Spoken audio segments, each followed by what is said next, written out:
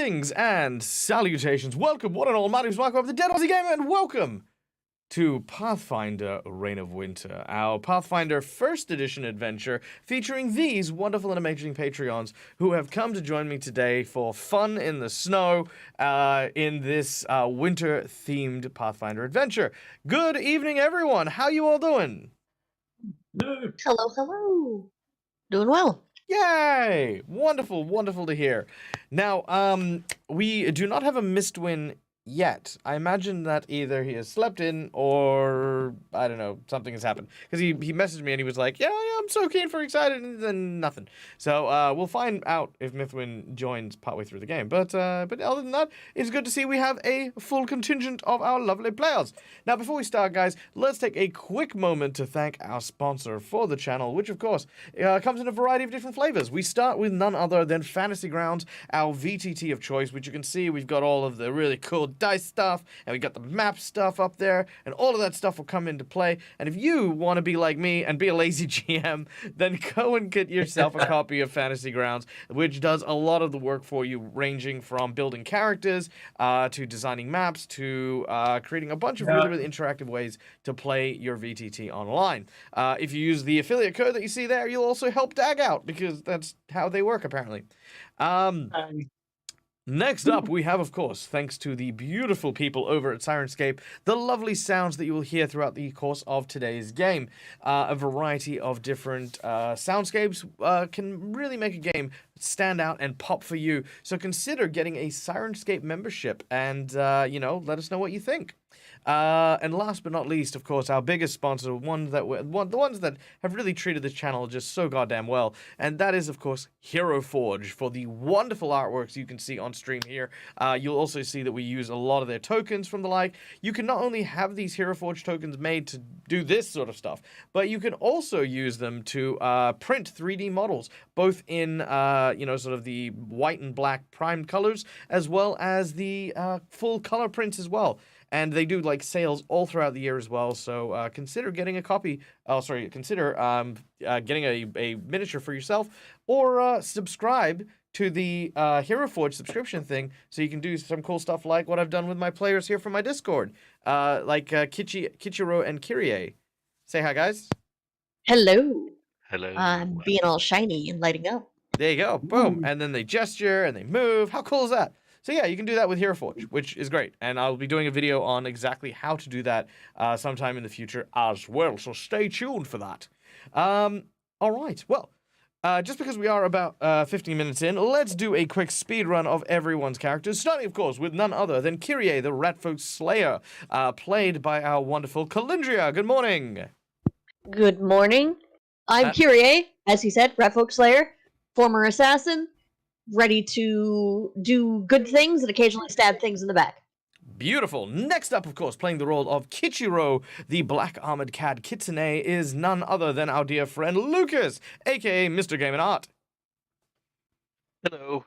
Yes, I play Kichiro, a samurai who is fairly stoic and now the Black Rider, so getting used to that. Brilliant. Next up, of course, playing the role of Mistwin, our cursed oracle, is not here. Is Marcus, the GM, who he will either be here or he won't. But we'll find out. But yeah, then we go, of course, none other to the Chaos Gremlin himself, Grax, the occultist tomb eater, played by our dear friend Neil from Immersion Aversion. Yes, I play Grax. He likes to bite things, eat things, especially books, and cause mayhem with his animal companions he summons out of his picture book. Spectacular. And now, last but certainly not least, playing the role of Cromwell, our Oread monk, is none other than our dear friend Tim. Good evening. Cromwell, yes, likes to study hard and fight harder. Indeed. And fighting hard you shall as we embark on today's adventure. Now, guys, we have one last person to thank before we get started, and that is, of course, none other than our dear friends in chat. guys, you being in the audience is so amazing, and it is a big part of why we can do what we do here today. First of all, we don't like our audiences sitting down and just watching the show. We want you guys to feel a part of it as well, so there are a number of ways you can interact with the show and with the channel. First of all, just by watching and subscribing, you earn channel points for the adventure. Hold on, I'm going to let my cat out. Prowl! Really? Now? You know what? No, you're gonna look at the world. You're gonna tell We me have multiple ways of doing this. We got $5 donations for hero points and Ricky! and Jinx points for Dag, which he seems to be out of right now. Then you got $10, which you get plot twists. I'm doing this really badly. And he'll give you a choice of 3 plot twists, and then he'll use them almost immediately. We tried our best. Yes, there you go. Sorry. Yes. If you really want to mess with us, then you can buff the boss. You skipped the $20 one. So don't forget the nat 20s. Yeah, I said the $20 one. But we really prefer if you just give some magic items. That'd be very generous. There's also points. You can use your dag dollary dues. Excuse me, your dag bucks. Dag bucks? I love Dagaloo. What happened to dag dollary dues? People couldn't It's say too long. Did you mention that the $50 magic item is the only way we get magic items? Because it is. Yep. Just in case. Wait, we have a We secret haven't donation as finished our well. collection yet, right? Look, Yeah. Still working on the you've weasel. already got 4 pieces out of a 6-piece magic item set. Okay, so calm your farm. Okay. Now, anyway. Well done, guys. Yes, there are, of course, the rewards, as has been described by my lovely players, but there is one last reward, and that is, of course, the secret menu item. The secret menu item is a coveted menu item that we do not talk about outside of the intro to the game. This is where a massive boost, boon, or event happens to change the course of the game for the price of $100. Now, this is more of a, you guys are really supporting the channel, and you guys are helping us out, and I want to make sure that what you do really goes a long way here. We've had things like avalanches. We've introduced a massive bad guy from my old stable, one that's quite devastating.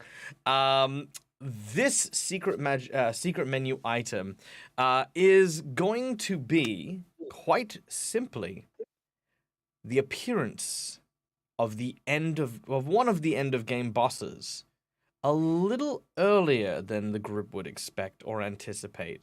It will serve as not only a teaser but a timer, so you guys will get a bit of an insight into like what's going to happen in the future, but also get to rush our party along. If you think they're taking too long to get to the top of the tower and sort this stuff out, we'll hurry them along a little. So that's what the secret menu item is. And trust me when I say it is not going to be something like, oh, you know, it's a guy with a big axe. He's come in to do a boss fight.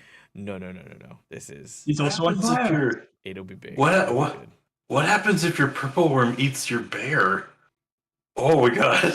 Oh, look, the purple worm eats the bear. The purple worm eats everything. And so for those of you who don't know, the group is currently being hounded by a nemesis creature, which is anything this creature eats, anything this purple worm eats, immediately becomes subsumed into their body, and then the purple worm evolves. If it eats, say for example, you've got the purple worm. The purple worm eats a gargoyle. It now has the ability to turn into stone and disguise itself as a mountain range.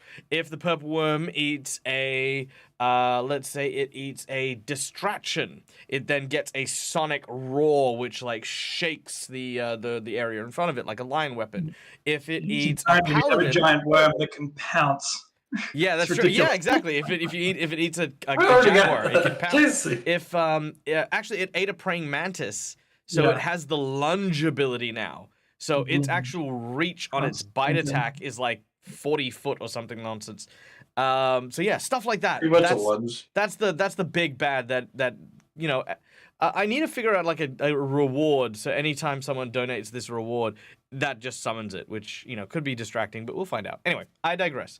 But yes, so this is going to be a boss fight for the secret menu item, and that's it. For really quickly, Raiders coming in from OzQuest. Good to see you guys. Welcome in, buddy. How are you? How was your stream? Let me know all the things. For those of you who don't know who I am, my name is Michael, Dead Gamer. We're about to get started on our adventure, so cop your squat, enjoy all of the stuff that happens. If you have any questions, do ask in chat. We are a very inclusive community, and we do like to let people know what's going on and how's it all doing. So real quick, let's just sort out some donations here. So from the wonderfully generous Malakisa, we have now got our Jinx points all locked and loaded. Thank you for the $25.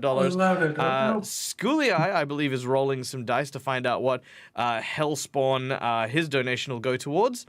And I see we have a $10 donation from Seagard. Seagard, let me know where you would like that to go. Yeah, he said one for Grax. One for Grax and Cromwell. Grax and Cromwell. Oh yeah, I do see Grax that. and Cromwell. Okay, Nice. so let's get this in. So let's see, Cromwell.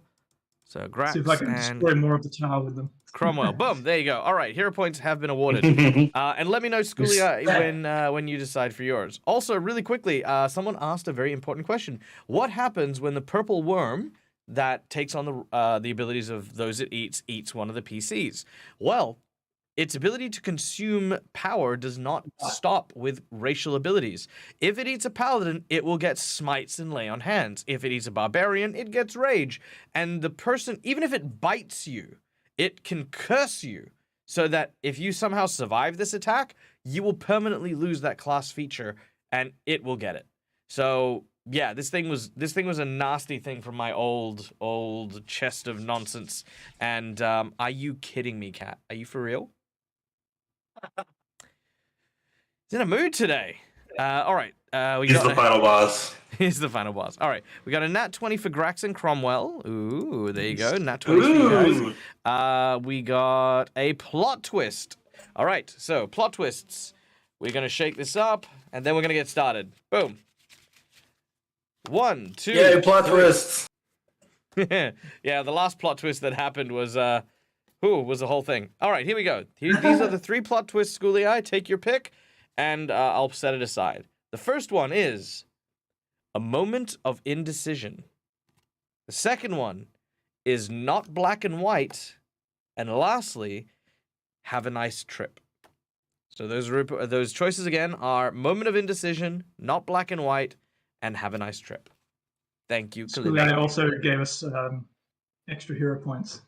Did they?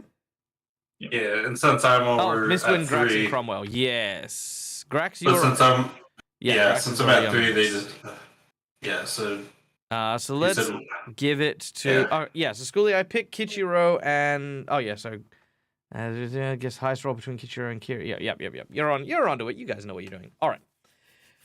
Cool. So while we are waiting, let us throw ourselves into today's session. Now, Need all the help we can get. Now, when last we left our adventurers, they found themselves in the frigid northern wastes of the lands of Irrisen. A Russian-inspired land that is fraught with perils of creatures like giant roving mantises, jaguars that skulk in the snow, and of course, the giants and fae that reside in the forests. But these pale in comparison to the danger that now faces the world. Our heroes find themselves on a quest to try and seal up a magic portal that has appeared in their homelands of Taldor, where snow, ice, and magic has spread from these portals and threatens to blanket the entire planet in an endless winter. After traveling through this portal and finding themselves in this place, they learnt that a place known as the Pale Tower is held responsible, with a mage known as a Jadwija, whatever that is, being responsible for the calamity at hand.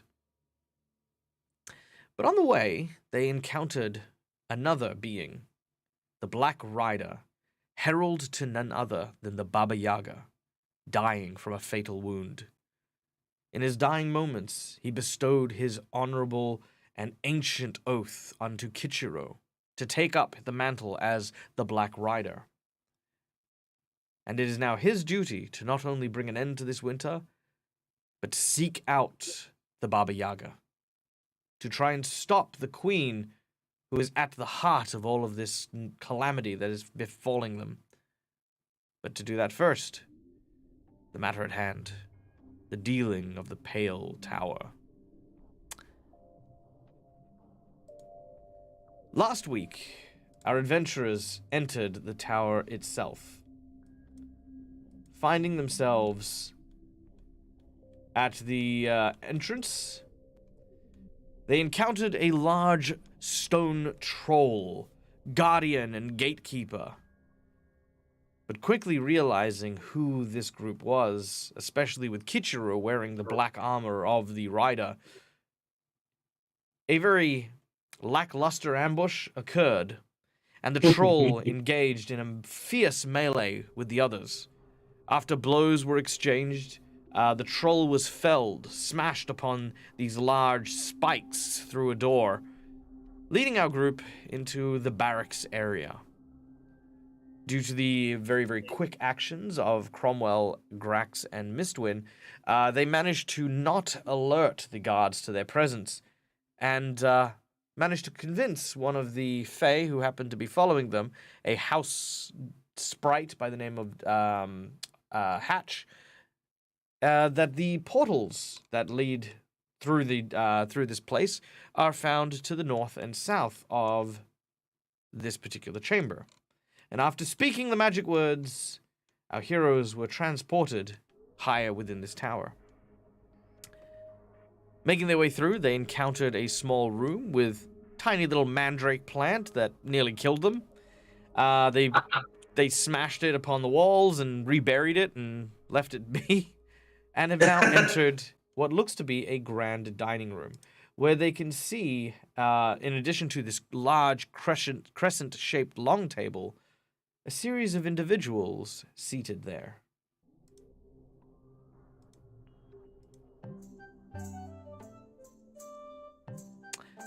Two tiny fairy creatures, both icy and crystal in appearance, seem to be dancing a jig on top of the table, while drinking a hearty pint of mead is a very familiar face to our group. It is none other than Meruel Adelaine. They had encountered Merulu when they first arrived here in the lands of Irrisen, and she had a lot of questions about the place in which our heroes had come. As she turns behind her to see you all arrive, she greets you and says, "Well, I do declare, if it isn't my dear friends from the woods, welcome! Come in, grab a seat. You look tired. Haggard, even."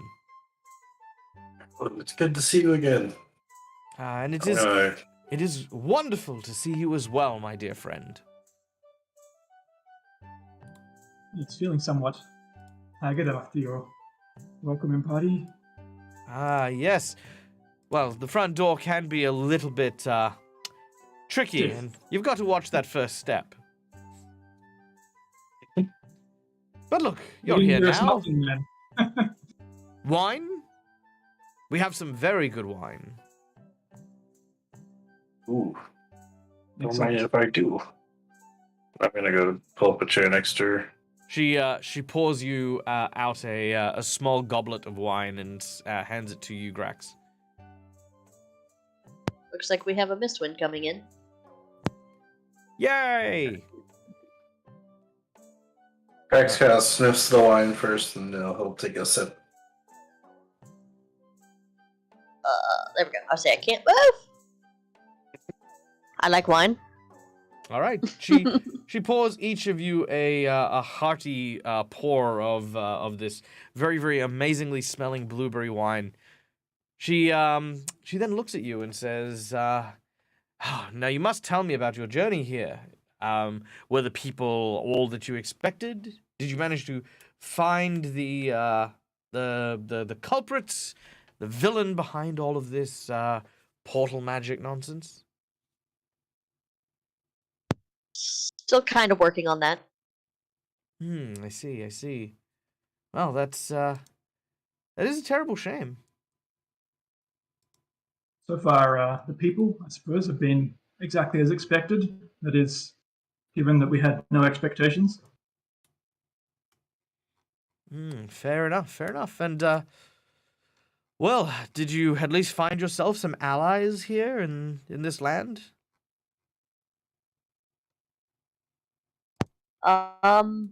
Yes, though we have definitely found more enemies. Well, such is the way of the Irrisen people. The cold and frigid nature of the people is only matched by the land itself.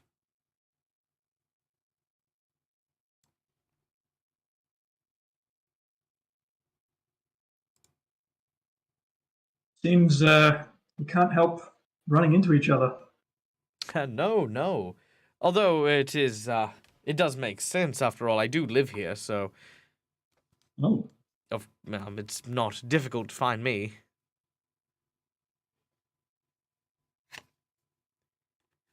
so just you? Oh, no. I'm simply a scout for the Queen. And this is my base of operations when I need to rest and recuperate, send my missives, you know. I thought you were a This bard. table here? I am a bard. Bards tell stories. And I tell my stories to the Queen. I see. She drinks her wine. She's just talking very casually.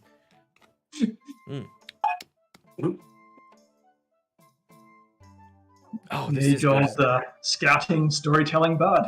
Yes, exactly.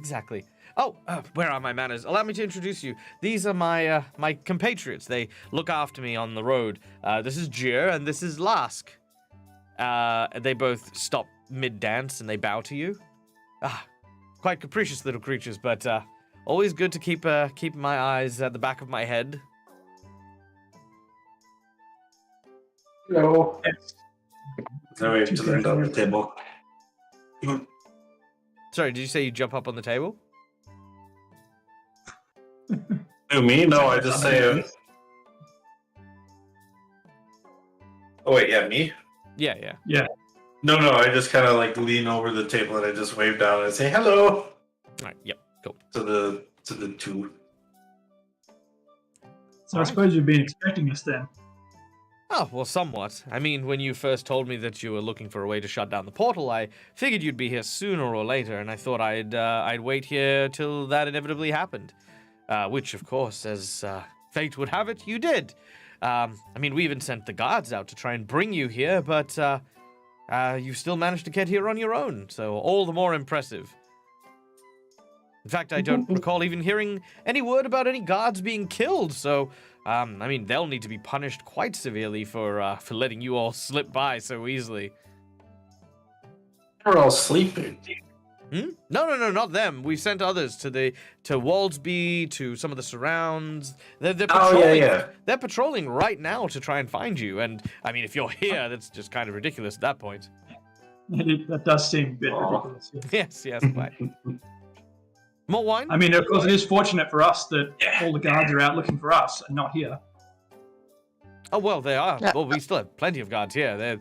Most of them are asleep, but of course, there's good old Jir and Lask here. You know, a few guards here. And there'll be more upset. Oh, and of course, don't get me started on her. She's just nothing but trouble, and she doesn't sleep. Just between us, you know, I think that maybe it would do her, you know, some good to find some extra relief.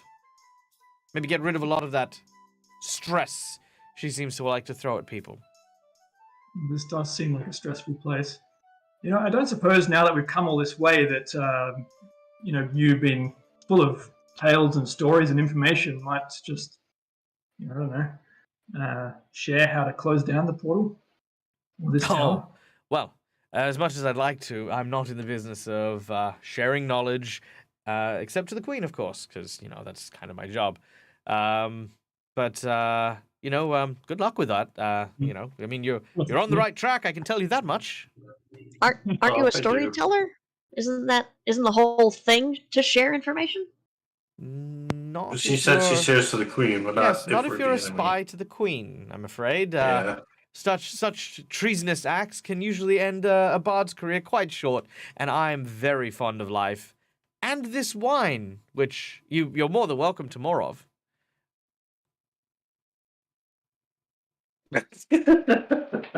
Ichiro absolutely does not trust this wine, and he's gonna whisper his concerns to whoever's close enough. So I guess Mistwin and Kyrie, maybe Cromwell, I don't know, about not drinking it because he doesn't trust it at all. You notice that she's actually drinking out of the same vial.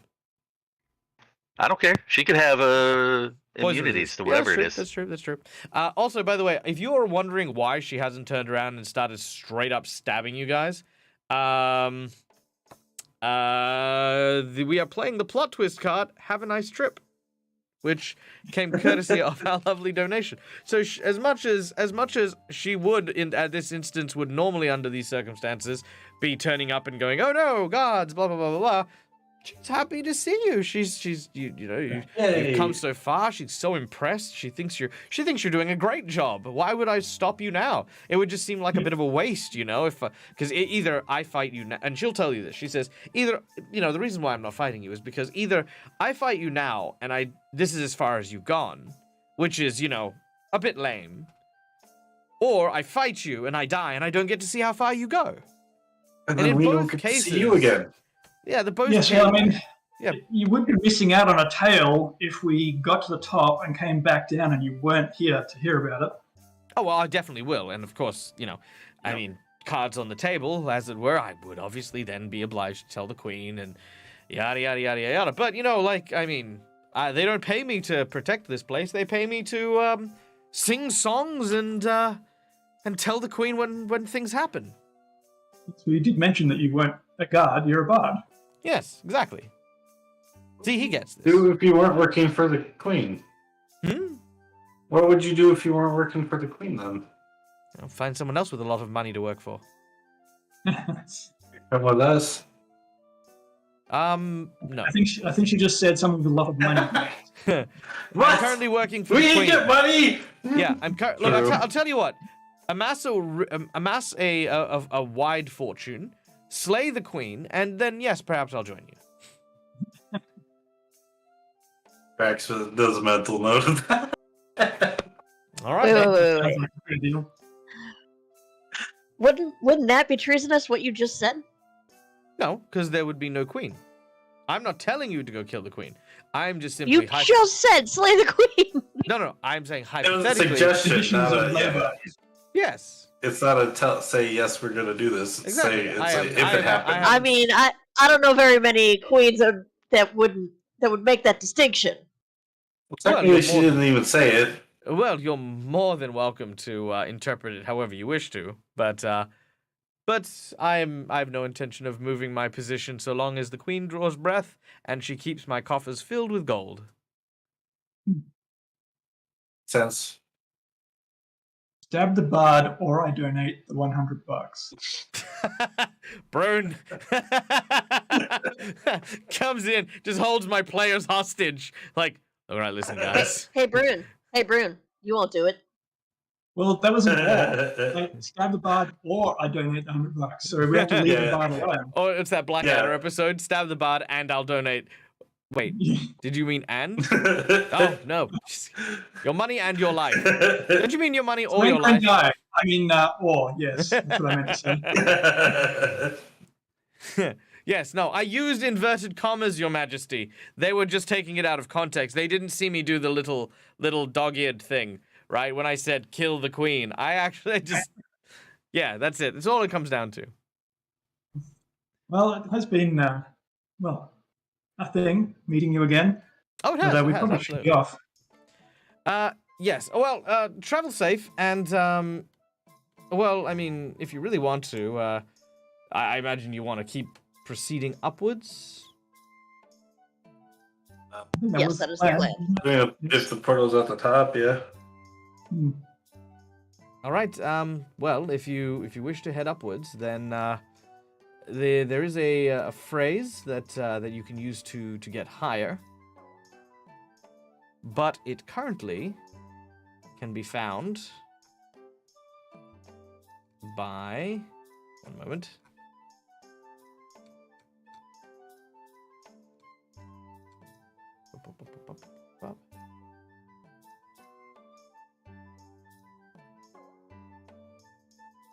All right, it can be found by our dear Captain Hestrig Orloff, who is currently in the library.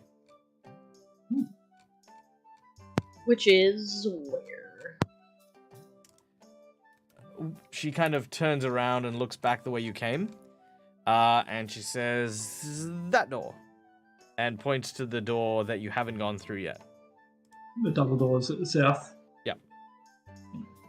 Oh, but be careful. She's a major downer. Large party pooper. No, that's unfortunate, for we are a party. Yes, no, exactly. And by the way, rest assured she knows you're here. Of course, I assume everybody knows we're here at this point. No, you've just made a lot of noise since entering this establishment. Plus, the mandrake Yeah, was Chris, not sorry, it wasn't- very Yeah. quiet. You know, it That was screamed excellent. quite loudly. It was the Call door out guard itself. making noise, though. Yes. And despite what her venomous tongue and thoughts might think, she can't kill me even if she wanted to. Sorry, that wasn't for you. That was for her when, you know. Yeah. Alright. Alright, Right, well- Marilu. Oh, yes. You're gonna head out, then. Well, I'm going to stay here and keep drinking, but if you want to join back, feel free, you know. Of course, I'd love to. Wish us luck! Good luck. You're going to need it. Yeah. And then the rest of the adventure was just us sitting and having a good chat with this bard. You know, it seems like a much better option if we just work with the same queen. Right? She's pretty cool. Yeah? Alright, vote everybody. Put it to a vote. Except Kichiro literally cannot do that right now. Yeah. All right. You enter the next room. The door clicks open, and from within you can see, from floor to ceiling, bookshelves lining the wall of this sprawling chamber. An ornate wooden table covered in books and texts is lit by a candle that is still on fire. 6 chairs in the middle of the room seem to be gathered around it, and a massive mirror, much like the one you've seen in almost every other room here, hangs along the western wall, with what appears to be a cloth hanging over it. As you enter, you see a single woman brandishing what looks to be a rather fierce-looking sword. Now, unlike the men and women you have seen recently, someone called Brune's bullshit, and Brune delivered. Oh no! We'll come to And I do it again. that. We'll come to that in a moment. It's simply because of the wording of the "or I donate." All right. Anyway, unlike the other people that you have seen here, who are Irrisini, meaning they come from the land of Irrisen, which is very Russian, this person does not look Irrisini. You could tell from the way that their hair is braided, from the very, very blonde coloration of their hair. This person here is actually an Ulfen woman. Ulfens come from the land of the Linom King, and they are Vikings. Now, I will allow, just real quickly, anyone who wants to make a history check, if you would like. Get my skills up. Knowledge history. I do not have that one. 23. Dang. 9. Also, hi, Miss Win. Oh wait, we have to roll it. It's a skill check. It's disadvantage because of Grax. Oh yeah. It is disadvantage because of Drax. All right, go away, Make Mistwin. No, 9. How 10. dare you remind me of that? You know very little about the history of the Ulfin and stuff like this. But, as you step in and see, of course, the captain waiting, sword drawn, she looks to you, but something's wrong. Her eyes glow with an almost strange, pale, white glow. Is there ominous music playing from behind her? Now there is.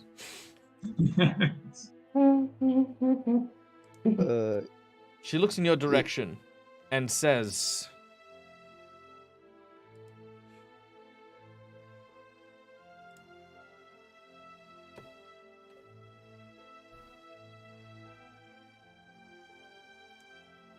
one moment, everything's just loading very slowly.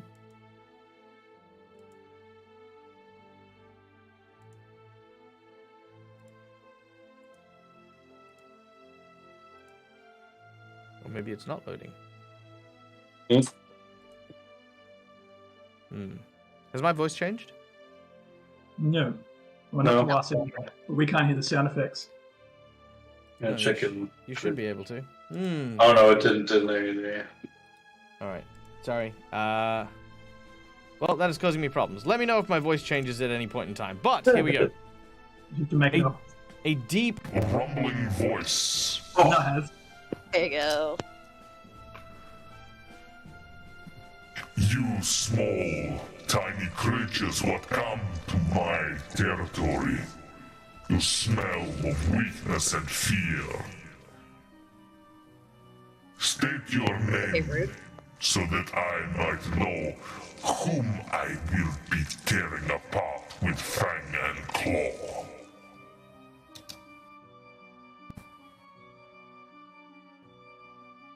I mean, is that really information you need?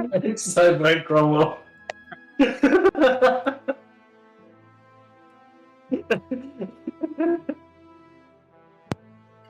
I feel like that's just a waste of my time and yours.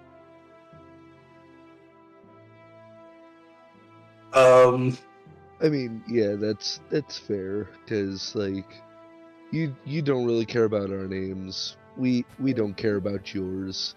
We're gonna forget you in a couple of hours after we kill you anyway. You think this frail girl is my body? Yet, this is not my true form.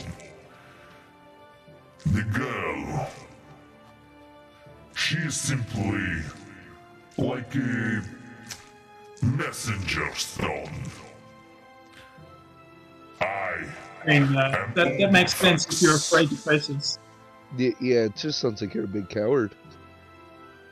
Coward.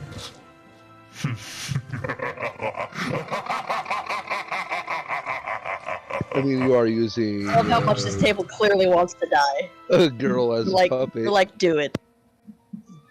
Wait one moment, please. If you want so very much, I will show you who I truly am.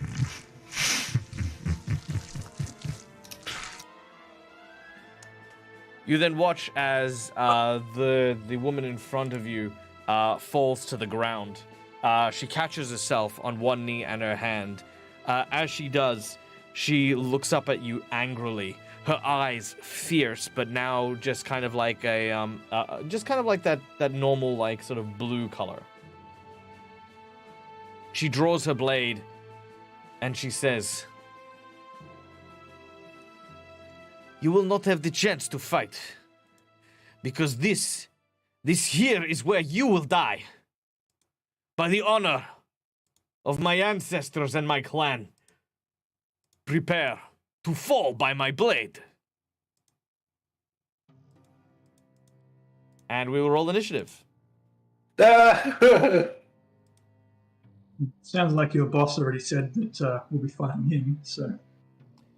All right. Well, it looks like they're gonna get disappointed. Yeah, that's right. All right. Mistwin, you were up first, followed by Grax, followed by Kyrie, followed by Kichiro, then Cromwell. So there is one real quick. downside to this.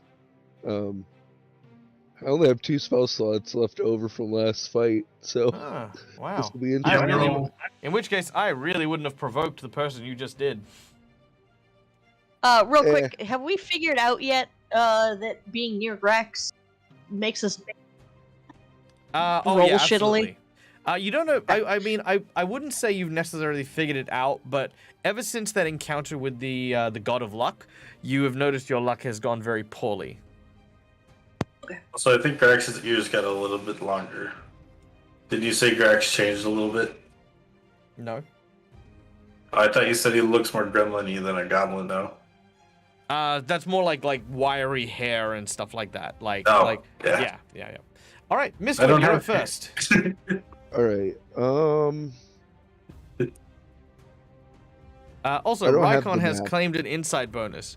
Your insight bonus is you need to deal with whatever you're dealing with as quickly as you can and try to bloody hide. That is your insight. Your insight here is you were all smartasses to the wrong thing. The thing that you heard on the other side will likely kill you. And when I say kill you, I don't mean like, oh, you know, this might be a fight that'll wipe us out. When I say run and hide, that's a primal instinct within your character. So, Yeah, but we knew that was the case anyway, so whatever we said to him, oh yeah, absolutely. And- really But going to I'm And change. Rune also asked if the boss can be buffed. So- Oh, can the boss be buffed? Yes. If you do so, I will not only buff him for this fight, but the end of the book, which is where he actually comes in. So he'll be permanently buffed. I mean, to be fair, we're already fighting with basically no resources left, so anything could kill us at this point. It's true. Could I get Run. the I mean, she might kill you before the thing even arrives. So I mean, there Yeah. is that. so I Yeah, can, true. I mean, the troll could have killed us. True. So, you know, at this Do point, we- we're kind of used to every battle potentially being our last. Very true. So is this like the bottom floor? I'm sorry, I know I wasn't here last Oh, week. this is the bottom second floor. Second floor. Okay, so do we know how to continue up? How to continue upwards? She's got a passcode. Once you get the passcode, you step on a platform, you repeat the words, and then you can teleport. That's right. Okay.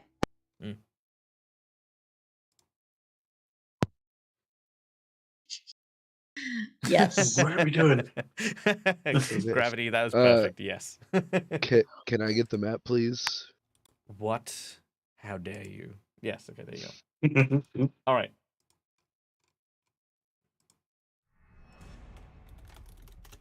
Everything is loading so slow on my computer. Okay. That's okay. What? So if you look on my screen, the share screen that you've got on Zoom, you should be able to see where you are, and we can go from there. Yeah, Zoom's doing that weird glitch again on my computer where Okay. everything's going fuzzy. Very well. In which case, you are at the end of a 15-foot corridor, and you can There we see go. that there is the woman in the library about 15 foot away from the door. So total, she's I about see it, 30 foot away Centauri. from you. There we go. I cast barb chains. This one's going out. We have a magic bag as Ooh, well. a magic bag. Nice. All right. Ooh. I'm going to say that several bottles on these shelves here actually contain potions of invisibility. Magic bags, for those of you who don't know, are a point system that you use for dag bucks. And if you use enough dag bucks for it, you give someone a relevant and useful magic bag. So thank you, Centauri. There will be enough invisibility potions for everyone, but they are hidden in this room. You will need to go find it. But yeah. All right. So She is now shaken for. I need to roll a d4. Unfortunately, she is immune to fear. I don't think shaken and fear are the same thing. They are, because shaken is a fear effect. Well, fucking course she is. I mean, she's not a milkshake, mate. She's not just standing there going, "Oh no, this is." So yeah, no, it's well, no, shaken. but Yeah, so in Pathfinder First Edition, The fear effects go as follows. Shaken goes to frightened, goes to panicked. Goes to cowering, I think. But, yeah. So that's the progression, and that's the fear progression. But yes, she is immune. But you do deal 7 points of damage as barbed chains, which, what's the range on barbed chains? It is 25 plus 5 feet every 2 levels. Easy. So you can do that from the other side of the room. So you've basically moved in front of the double doors there, and you've cast out these long, whippy chains that have reached up and grabbed at her. As they've lashed at her, she's kind of blocked one of them, but the other is kind of dipped and sort of dug into her sides as she sort of slashes and sort of cuts the magic. It falls apart, and you look at her and you realize that there's something else about this woman. She appears human, seems human, but then you remember the words that the creature had said. It had said that this is a conduit to his real form. So maybe stuff like that has given some other abilities that may include an immunity to the fear effects. Grax's curse thing, is that only skills? Only skills, yeah.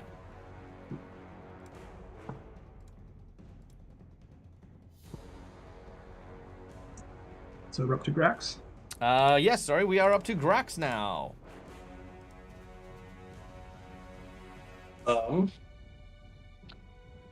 Okay, so I kind of hop around the corner just a tiny bit from behind Cromwell, and I'm going to cast the enchantment skill or the enchantment ability that the occultist get called Forced Alliance. I accidentally deleted it because I was trying to add the spell save on there, because I didn't put that one on there, but it's basically the same thing as another one, so I'll go based off of that.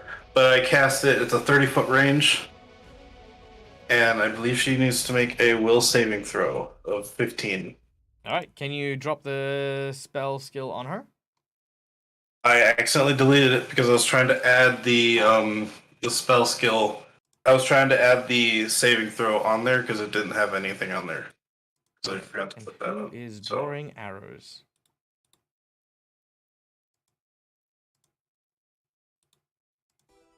Oops. Oh no. There we go. Alright. Okay, so, will save you say, yeah? Yep, DC 15. Alright, that is a... Oh, that's a 3. She will not get it. So she considers me an ally. And I'm going to use the rest of my move and go in the thing and look for those potions. Or they're in here, right? Mm-hmm. Make a perception check with disadvantage. Yeah. Oh yeah, disadvantage.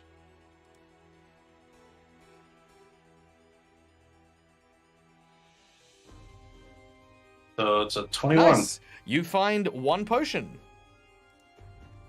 Guys, they're over here somewhere. And then I end my turn. Okay. And I will add that spell to my thing, so I do it right this time.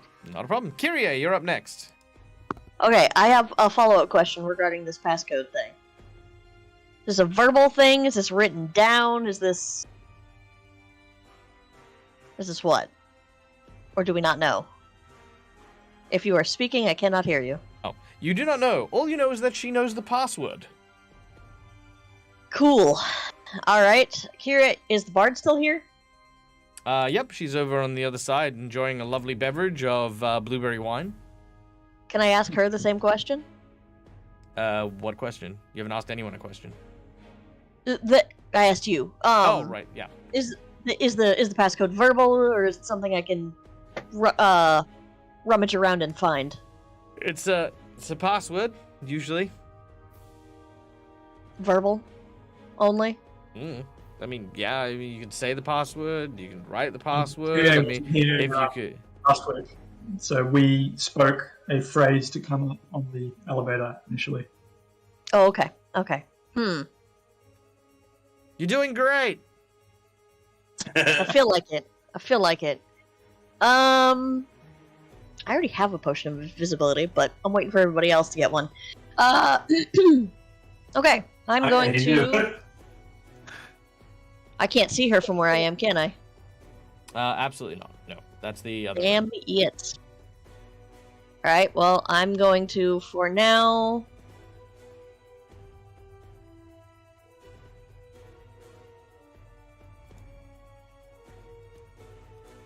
Oh, is this also a door right here? Or is this a window? That is a mirror. Mirror, okay. If I were to try to go this way, would I be, harassed? No, you find a door. Alright. Keeping in mind, you also don't know about the back door there. I'm just trying to find a way around. If I Sure. can. Not a problem. All right. You head around that way. You open the door. You keep heading through. Hold on. Where did I start? Like here? Yep. 5, And I 10, can 20, go- 25, 30, 40. So what's your move speed? I have it at 20. 20? Okay, so 40 foot will get you to about here. Okay. Do I see You the get door more then? Because of the boots? Yeah, you do see the door. No, that is with the boots. I do believe. Oh, okay. Gotcha. All right. That is your double move. Kichiro, our Black Knight.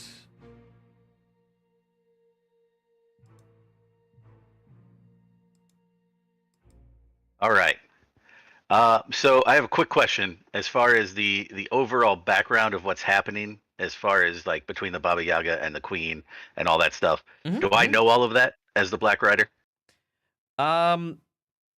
No. All you've been told, all you know is your connection to the Baba Yaga, and what you need to do. As far as the stuff for the Queen, you've kind of been told by the Black Rider that the Queen is replaced every cycle, and the cycle has been broken. But that's all you really know. Okay, so to me that would mean essentially that the current one refuses to be replaced. Is that what's happening? Most likely, yeah.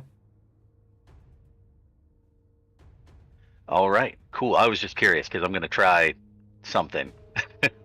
It may or may not work. Sure.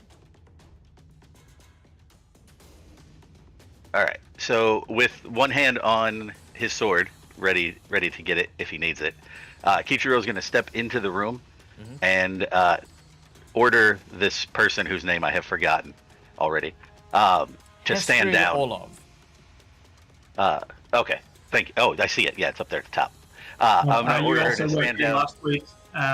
This tower and the people in it don't like the Black Rider, and in fact, we found out the troll that we fought on the way in was the one that killed the old one. Just so you know. Right. Yeah. No. I know. I'm still going to, because technically they are all still under the Baba Yaga's rule. And I report directly to her. So I'm going to order her to cease and desist by order of the Baba Yaga, and to stand aside and allow us to proceed. All right, brave. I like it.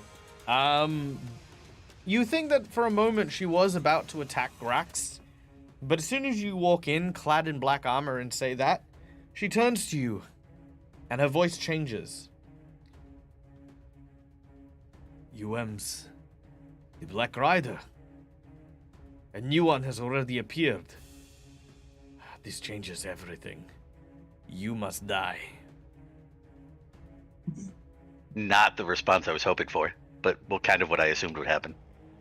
Excellent. All right. Failed diplomacy check is failed, but stuff has happened. Cromwell, you're up next. Can I? That's all I get to do. Can I not attack? It is after that? technically She says I must die? it is technically a persuasion check, which is in itself a standard action. Gotcha. All right. Cromwell. Yes. Right. Let's see if this thing can be done. So I'm going to dash up to Kya. I imagine you're kicking over the chair that's there. Yep. Get out of I'll here, actually chair. just kick the chair into her face and follow it up with a fist straight through the back of it. Nice. All right. And make your attempt attack. a stunning fist. with a flying kick maneuver, but we'll make it a flying punch. You mean a stunning kick?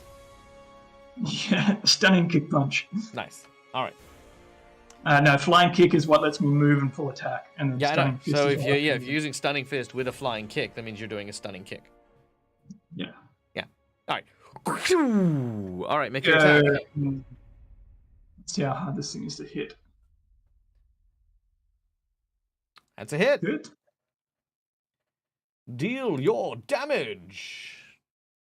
Damage. And I'm gonna make my fort save.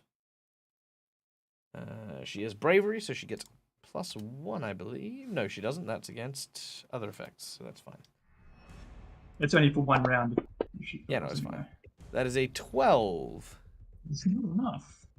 What's the So DC? it's stunning. It is.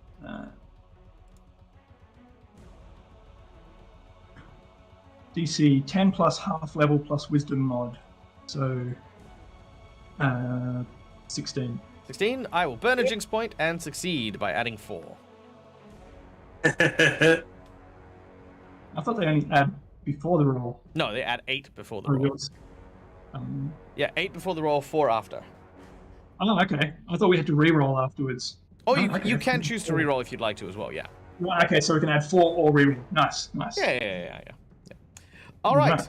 But you will still do the damage. So whop them damages. Go with 10 as your foot collides with her.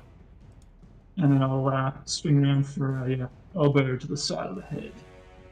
All right. Now, keeping in mind, this is a second attack, Oh. not a flurry of blows, correct? It's flare blows. So you've added That's the the only- penalty to both your primary and your secondary when you did the flying kick? Flying kick doesn't have a penalty. It does. So the way it works is if you're using a flurry of blows is in itself a full round action. Flying kick allowed you to move and do a full attack. Yes, so it allows you to do a full attack, but a flurry of It blows. says 1E. I don't think we even get a second attack yet. Yeah, but a flurry of blows is its own action, I believe. So let me just Yeah, that's the point of a flying kick is you can move and do a full attack action. Right. Okay. Also, And a flurry of blows is a full attack action. Right. Okay. All right. I'm with you. Okay. So you've added the penalty for your first, because flurry of blows is penalized, right? Not on the Unchained. Not on the Unchained. No, Ah, it's just okay. one extra attack at the Oh, highest okay. BAB. Yeah. Interesting. Okay. I did not know that, but yeah, we'll carry on with that. The Unchained Monk forgoes high every save. It's only got, I think, one high save. Ah. Okay. Yeah. 2 high saves, like normal class, instead of all of them being. Yeah. Fair enough. All right. Cool. Not a worry. Make your second attack then. I did actually hit. A solid hit. Nice. For another 9 points of damage. Nice. Beautiful. All right. A series of solid hits collide with this woman. She then gets to go next. You notice that she fends off your assault, pushing past you and to here with a 5-foot step. Mm-hmm. She then focuses fire on Kichiro. Using, let's see what I've got here. Power attack and cleave. Why not? I mean, I have it, so. All right, Kichiro. That is a 17. Whoa, what's your AC? It is 20. 20. I will burn a jinx point and hit you. Not going to reroll it. I'm just going to hit you. And that will hit Kichiro for a glorious, less than glorious, 9 points of damage. And that will then swing around and potentially hit Cromwell with a critical threat. With a I'm critical gonna- hit. misfortune that. Let me see something real quick. I'm going to get you to make me a perception check because I don't know if where you are, you can actually see where she is. Well, if the doors are open, I should be able to see just fine. True, but you also do have Kichiro in the way, in addition to the bookshelf that's there. Alrighty. So that's why I'll give it a perception check. Okay. I'll say that it is possible, enough. but you'll need to make it. And you are far enough from Grax that you're not going to do at disadvantage. All right, yep, not a worry. All right, so this is a reroll on the attack. So Cromwell, rerolling, gets a 14, which will fail. Oh, and sorry, I do apologize. The damage that did I do the damage that? No, I haven't done the damage yet. Oh, I did. No, I did. Could you add an extra 2, 3? Could you add an extra 3 damage to Kichiro, please? Because I forgot to add the power attack damage. All right, that is all that happens. End of the round. All right, I need our chat. Lovely audience members. Hello, greetings, welcome. I hope you're enjoying the show. I need all of you guys to please, for me, roll a d20. I will then roll a dice and then pick one of those numbers. Unless someone rolls a natural 20. In which case, something else happens. But yes, exclamation d20 in chat. Oh, a 19. Oh, Mac. Ooh, that's a 2. It's a 12. All right, here we go. 1, 2, 3, 4, 5, 6. Another 19. Another 19. These are some big numbers. So we got 7. 6, So up to 8. 11, 5. 5. We have a lot of people. Someone rolls a 1.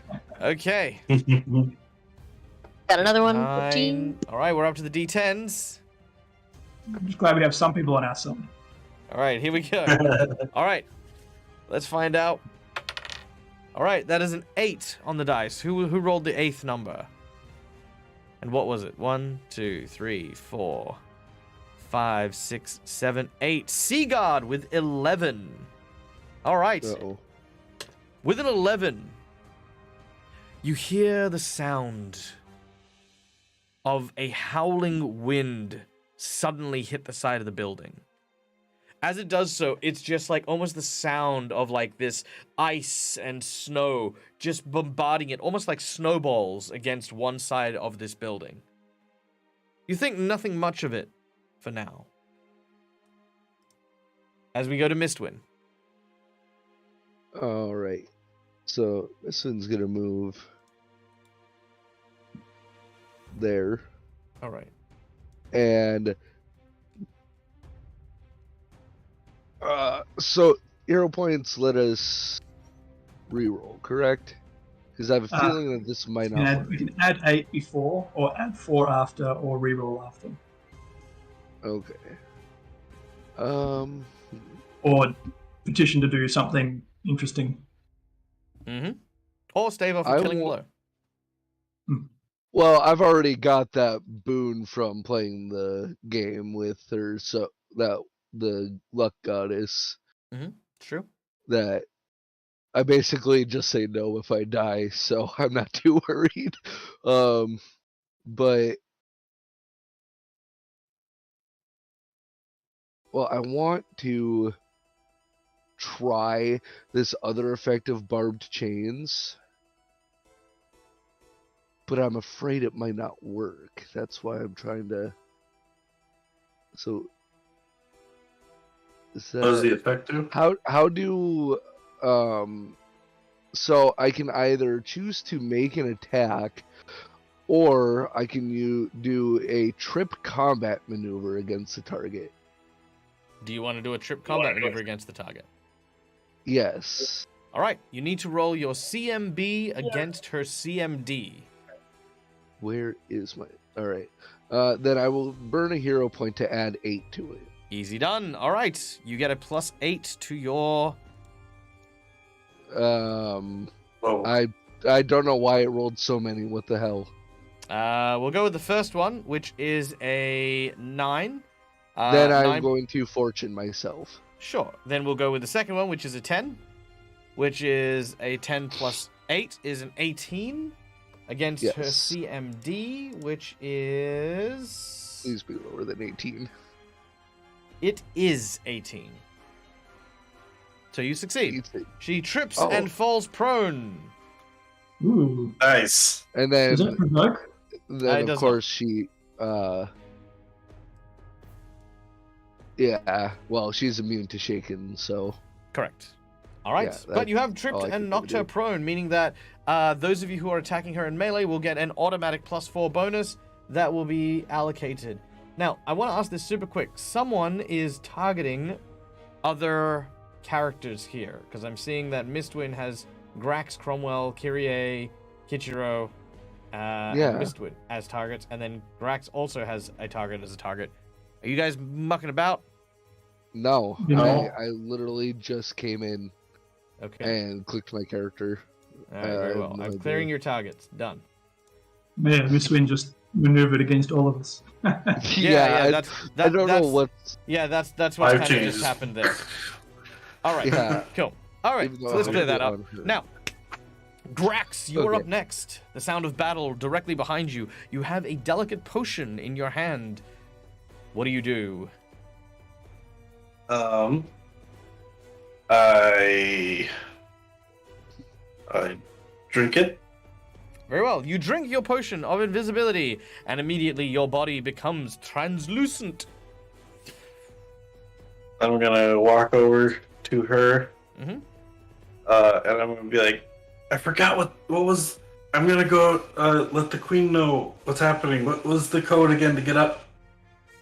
Oh, She's an ally to me right now How do you figure?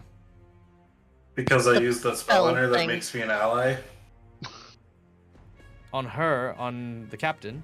The yes. Forced Alliance, yeah, she failed the saving throw and now she considers me an Oh ally. yeah. Yeah, that makes sense. Roll a diplomacy check. I used my net 20 because I'm pretty shit at it. Yep, not a worry. That's a great Yeah, that would use end of up that. being just No, a that's fine. 20. With your natural 20, she 'Cause says. I don't want to reroll it twice. She says the passphrase is. One moment. Shit, I forgot. It's the same one as we got before. It is.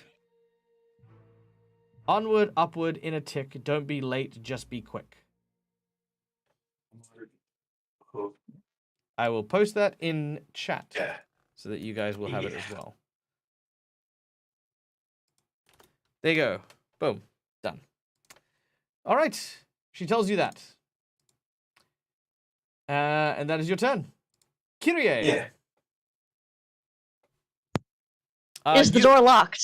It is not, but you're probably the closest to the side of the building that you can hear the sound of the wind and the snow. Just FYI.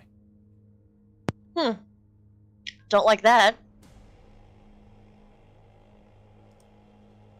All right. With that done. No. I am going to. How far? How does movement work? Right? You can't break it up.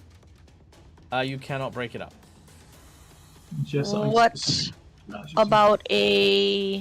How far down could I see from here? I want to make sure there's not another entrance to this room, basically. You can't see another entrance to this room.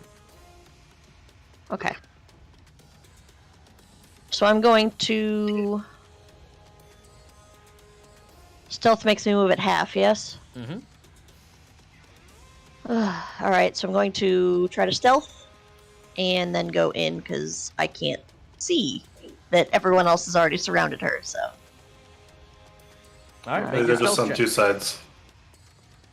Oh yeah, I need to do that, huh? I'm invisible. Here am I... Do I need to do it twice because I will be near him? You only need to do it once, and it'll only be effective this round while you are coming out of concealment. Yep, easy. They do not notice you sneaking in. Alright, and then... Is stealth an action, right? So I can't No, look you can do around? it as part of a move action. So that'll move you 20 foot to there. And you are concealed, so you can make your attack if you'd like with sneak attack. Okay. Yes. That. Sneak attack. And sorry, where the heck is my actions? Yes, okay.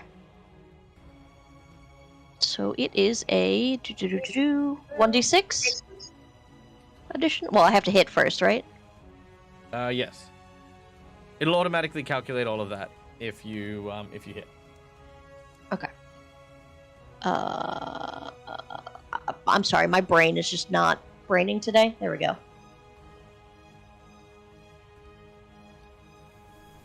Okay, that'll hit. Give me one moment just before you roll. Oh. All right, go ahead. Roll your damage. And then that's this. And then it adds the 1d6, you said? Or do I... Oh, did it You not have add... to. Oh, you did you... Interesting. That should have added the 1d6. Maybe roll the 1d6 separately. It's very Alright. strange. Also, what level are you? Level... Oh, yeah, you're a Slayer. No. Never mind. It's only 1d6. Yeah, so 2 points of damage. Boom. All right, you've stabbed us. Well done. Avoid it. All right. Anything further? I don't think I can do anything else. Very well. Kichiro, you're up next.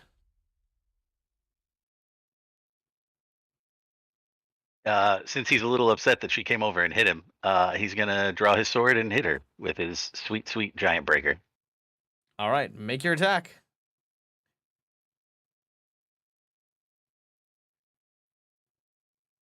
That'll hit. We still have that feeling of get out, right? It's not her that you should be worried about. Actually, quite the opposite. Okay.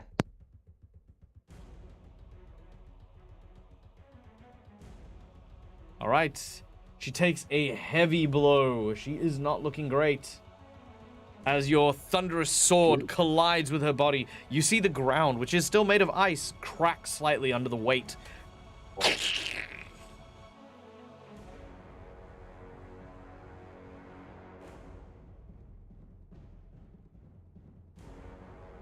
Anything else, Kichiro?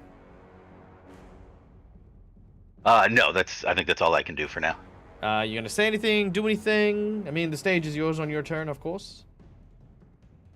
Kichiro is a man of few words usually. He did his whole big spiel earlier, so he'll probably just look disapprovingly at her.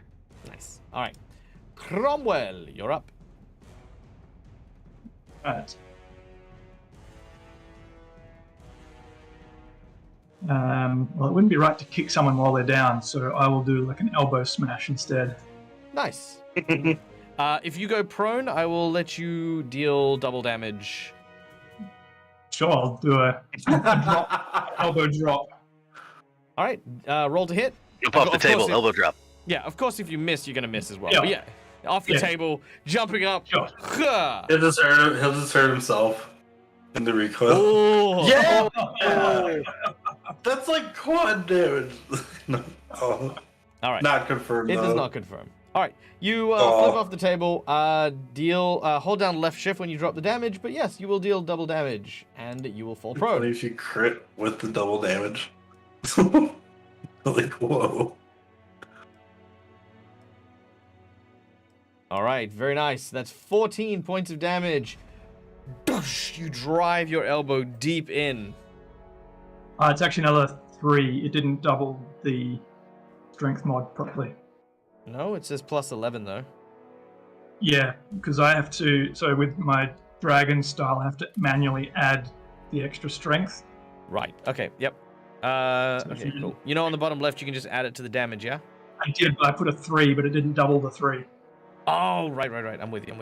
Cool. All right. Anything else? Then can I still flurry on the ground? Yeah, I don't see why not. The headbutt. Just flailing in the ground. Ugh.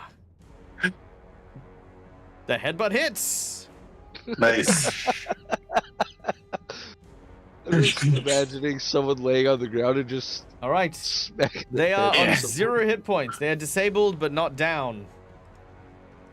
You watch as her eyes start to flash that bluish white color back and forth. She seems to be slipping in and out of consciousness. But with her final action, she takes her sword and she does one last power attack to cleave. And she's going to aim at Kichiro. But more Straight at the groin. But more importantly, I'm going to burn my nat 20. Ooh. Oh. All right. With a dying action. With the dying action, pretty much, yeah. So, Ooh. Kichiro, this is... Let's see how we go here. You ready? I suppose so. Whoa! That is 31 damage. Which Yep, she is I then am going dead. to cleave into Cromwell. Oh no. That is a dirty 20 to hit. Nope. I just redeemed a divine intervention.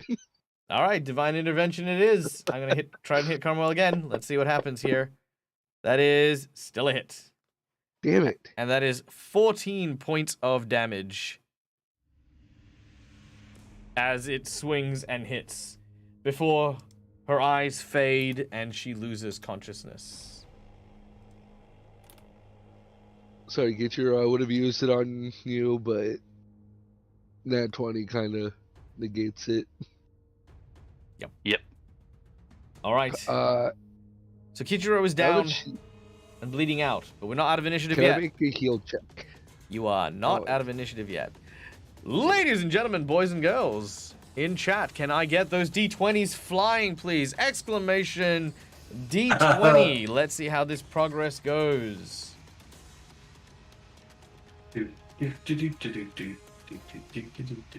7. You're not dead. You're unconscious. That's, Sorry, I'm at it's negative okay. 1 and dying.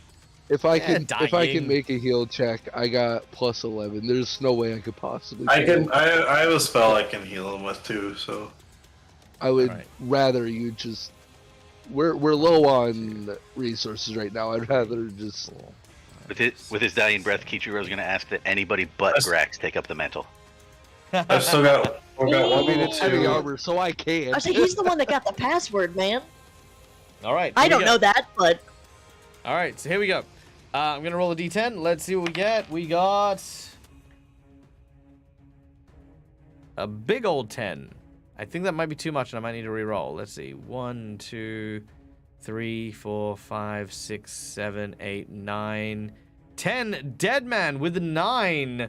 All right, let's see. Dead man gets a 9. We got a 13 before. That brings us to 21, which hits our blackjack, which is what we're aiming at. No, what?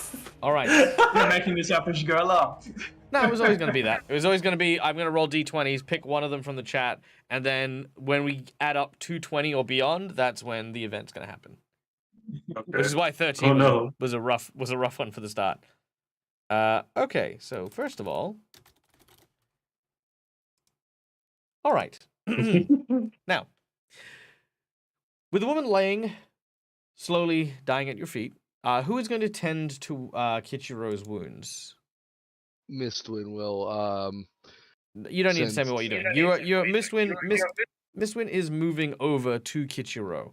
As this is happening, Grax, you've managed to get the password, and you're doing your damnedest to remember exactly what it was, word for word.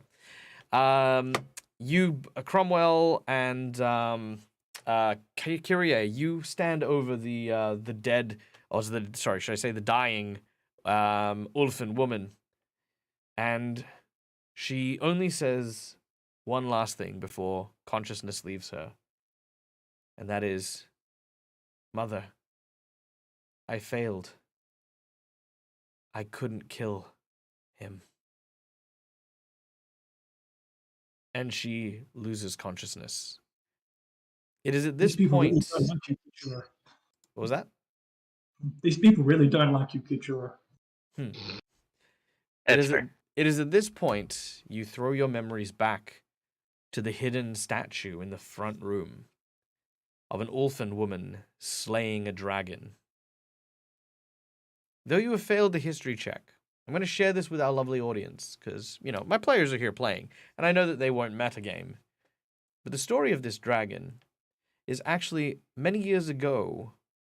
It was said that a hero of the Ulfin people fought back and defeated the White Dragon of the North. This was a tale told by many, but in Irrisen, that story rings different.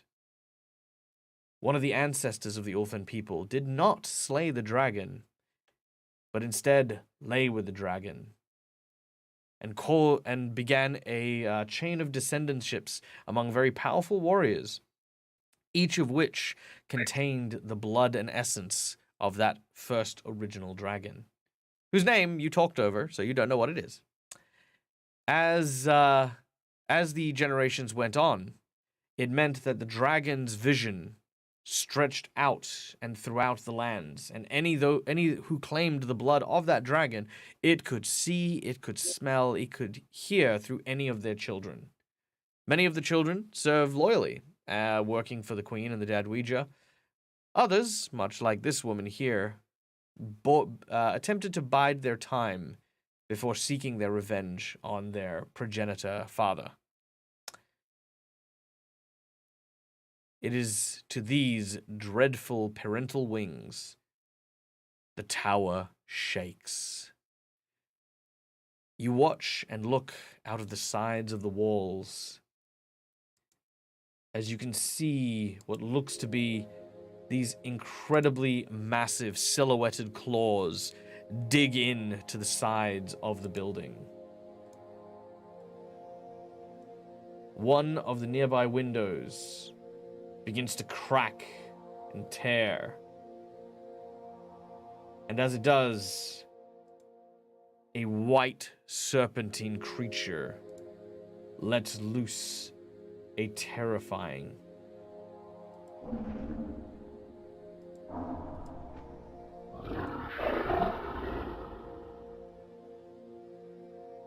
which the audience could hear, but my players couldn't.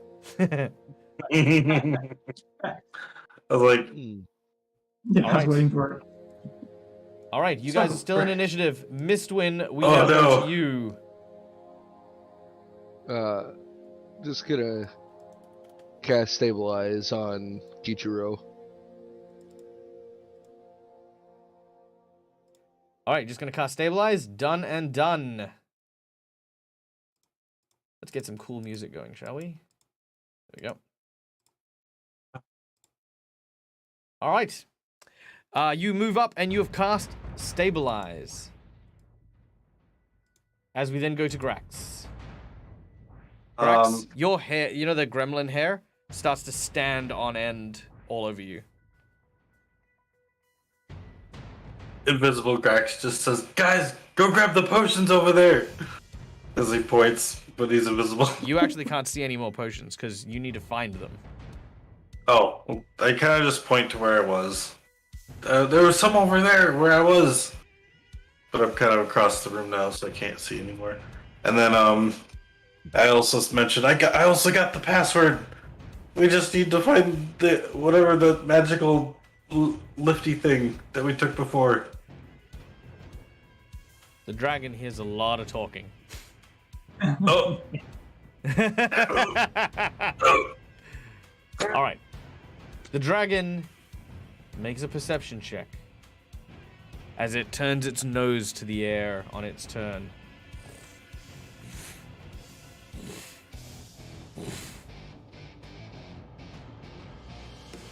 Let's see if it notices anything.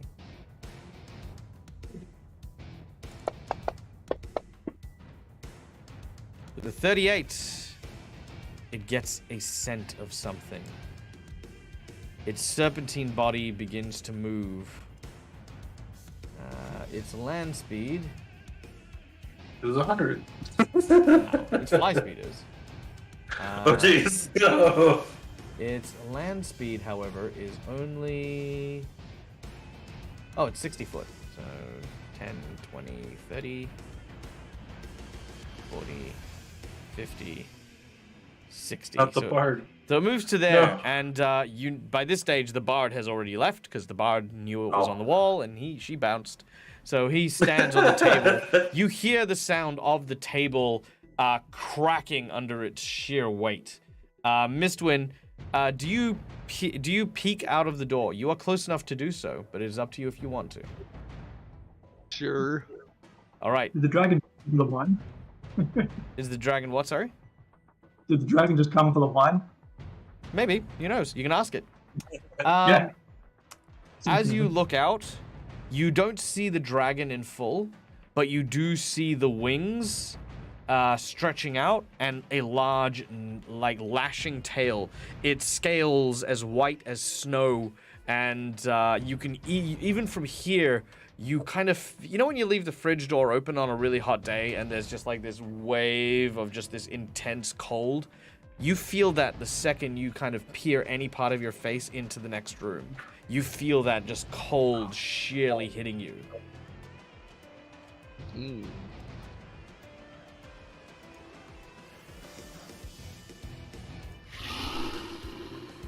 All right. The dragon bides its time. Kyrie, we're up to you. I'm going to look around the room. Perception checks. Try to find potions. Perception is somewhere. Then, don't forget, you're right next to Grax. All right. Unfortunately, that will not find a potion for you. Well, doesn't matter. You can use a hero point if you'd like. Well, I would have rolled with disadvantage. So. Yes, that's true. Well, you can still roll with disadvantage, and you can still use a hero point to boost that if you'd like. So roll again on your perception check.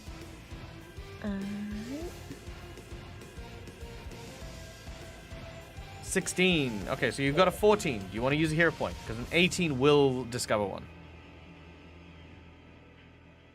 Would I have to do disadvantage again? Oh, No, you can use it to add a +4. Oh, yeah, sure. Done. You find on one of the seats there is a kind of like a little cup holder, and in the cup holder is one of the potions of invisibility. All right. You grab it, but you do not have time to drink it this round.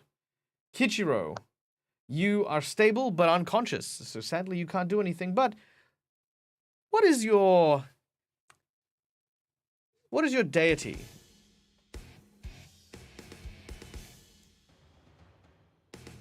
That's a good question. Do you have no deity? I feel like I had one, but I forgot what it was. It's whatever the people that took him in and raised him would have worshipped, is what he had. If it's not, look, there's one rule I give to my 10-year-old kids that play this game. There's the same rule I'm going to give to my my full-grown adults. Oh, look at that! It is on your character sheet. You worship Shizuru. Yeah, that's the name. That's the one. Good, I wrote it down. There you go. Oh, you're very lucky you wrote down notes. See, guys, take this as a lesson. I always tell my kids this. If it ain't on your sheet, you don't have it. And if you don't have a god on your sheet, you don't have a god. That causes big problems, but we'll go to that later. Anyway. If it wasn't there, I could easily explain that with his backstory, too. That he gave up worshiping that after his adopted father died. That whole thing. It's Fair easy. enough. But yeah, I have one. Fair enough. All right. As you find yourself sort of slipping out of consciousness, you see that you end up on the shores of what looks to be a large flowing river. There you can see a couple of people sitting and waiting. They seem to be very nervously rocking on the shores. One of them looks towards you, an old man, and says, "Oh, so how did you go?" Sadly, a dying possessed woman got me. Oh, yes, no, same with me as well. Oh, murdered by my wife.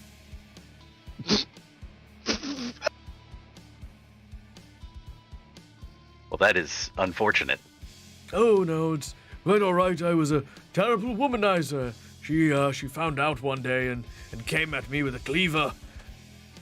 I tried to back away from her, but ended up tripping and falling, breaking my goddamn neck. What a way to go. That is a hell of a story. Yes, no, indeed. You've got some coins for the ferryman? I have a few. Yes. Ah, good. Excellent. You'll need those. I don't know what he buys with them, though. Feels like the shops in the underworld don't really stock much. What does he use the coins for? And is that the price of transport? I hear if you don't have coins, you can take up the ore yourself for a time. Oh, I think I'm done taking over mantles from other people for the time being. Ah, yes, it's true. Living up to expectations can be hard sometimes. Oh, wait, living up to expectations. I guess neither of us are doing that. I suppose you're correct. All right. That was your afterlife scene. Cromwell.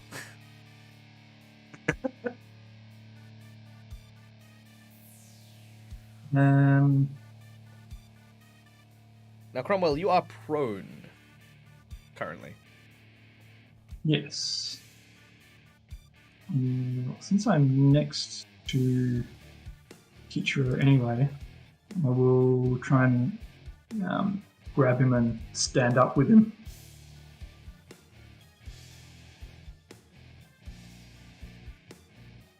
All right.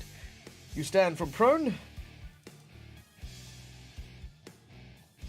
And then where do you go? How much do you weigh, Kichiro? I'd say with your strength, you've got enough to carry him.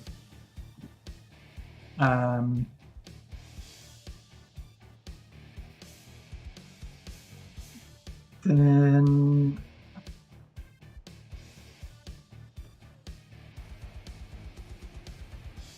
I guess at the moment we don't really have a clear direction. I'll just start moving towards the back door. But although I have slightly more encumbrance carrying him, I want to try and do it somewhat stealthily. Okay. All right. Please make a stealth check. And Kichiro, what is your armor check penalty?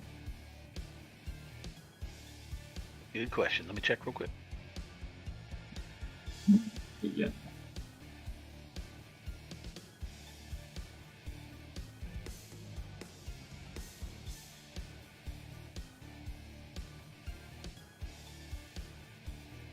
-2. -2? All right. So that is a 12 on your stealth check. You can move, but slowly, and Kichiro is making a bit of noise. Yeah. All right. Where do you want to move to? Yet. It's half speed, right? Yeah, it's half speed. Yeah, so 5, 10. I guess I could go 5 more. All right. So you're gonna move Kichiro to here. Yep. All right. We then go back to... I'll be right back. Yep, not a worry. We then go back to Mistwin. So Mistwin did see the dragon, correct? You said? Hmm. Yeah, it's... Yeah, Mistwin's gonna search for a potion. All right. You said that's perception? Yes, please. Perception check. It's near Grex. Why does it keep doing that? I don't know. I You can't pick up a second D20. That's a good roll. apparently so. Super 11, perception. So roll 16 is the low. And so then I'll 16 to your low one. burn a hero point for the +4. Yep, not a worry. Okay, with that, you do manage to find one of the potions of invisibility. Perfect. And I can't use it yet, so. You cannot. Grax, you're up. Okay.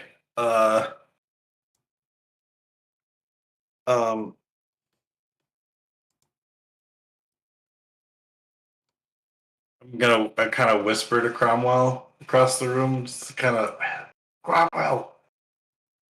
I'm gonna try and stealthily whisper long range to him. you didn't kill the Bandrake, did you? Your what? Just shove the mandra, the plant. It's quite Oh dead. no, that thing's dead. I thought you shoved it back in the ground, not dead. No, it got shoved back in dead. Oh, okay, never mind. I had an idea, but now it's no longer effective.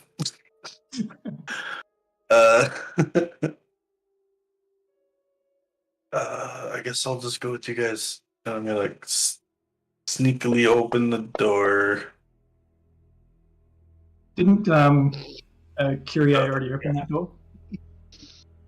I thought we were walking towards this door, so I thought you were walking towards it, so I just started walking. Kyrie came through that door. Yeah, I came through that door, so it's open. Oh, but then Cromwell with Kichiro started walking this way, so that's why the way I started walking. And I opened the door slowly. No, that's what he's saying. It's already open because I already came through it. Oh. Okay. I couldn't hear Michael. I think he was muted, but then Okay, yeah, I guess I'll just Make a stealth check. walk through. Do I get advantage or any pluses since I'm invisible?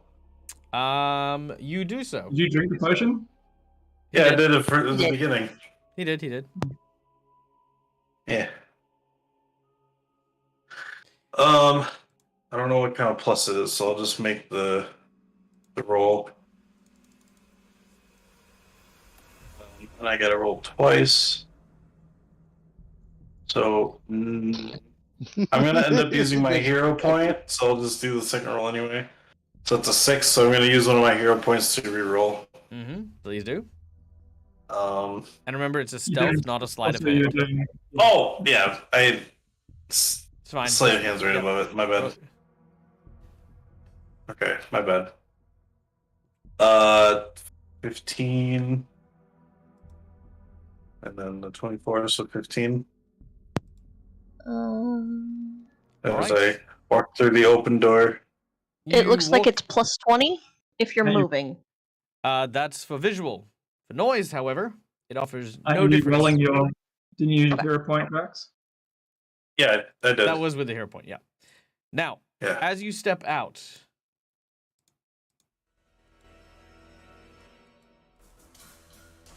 a large serpentine head turns to face you. It watches what you can think is only a grimace or a grin reaches out. A goblin. A filthy creature of mud and scum. Where are you, little goblin? I smell you. I hear you.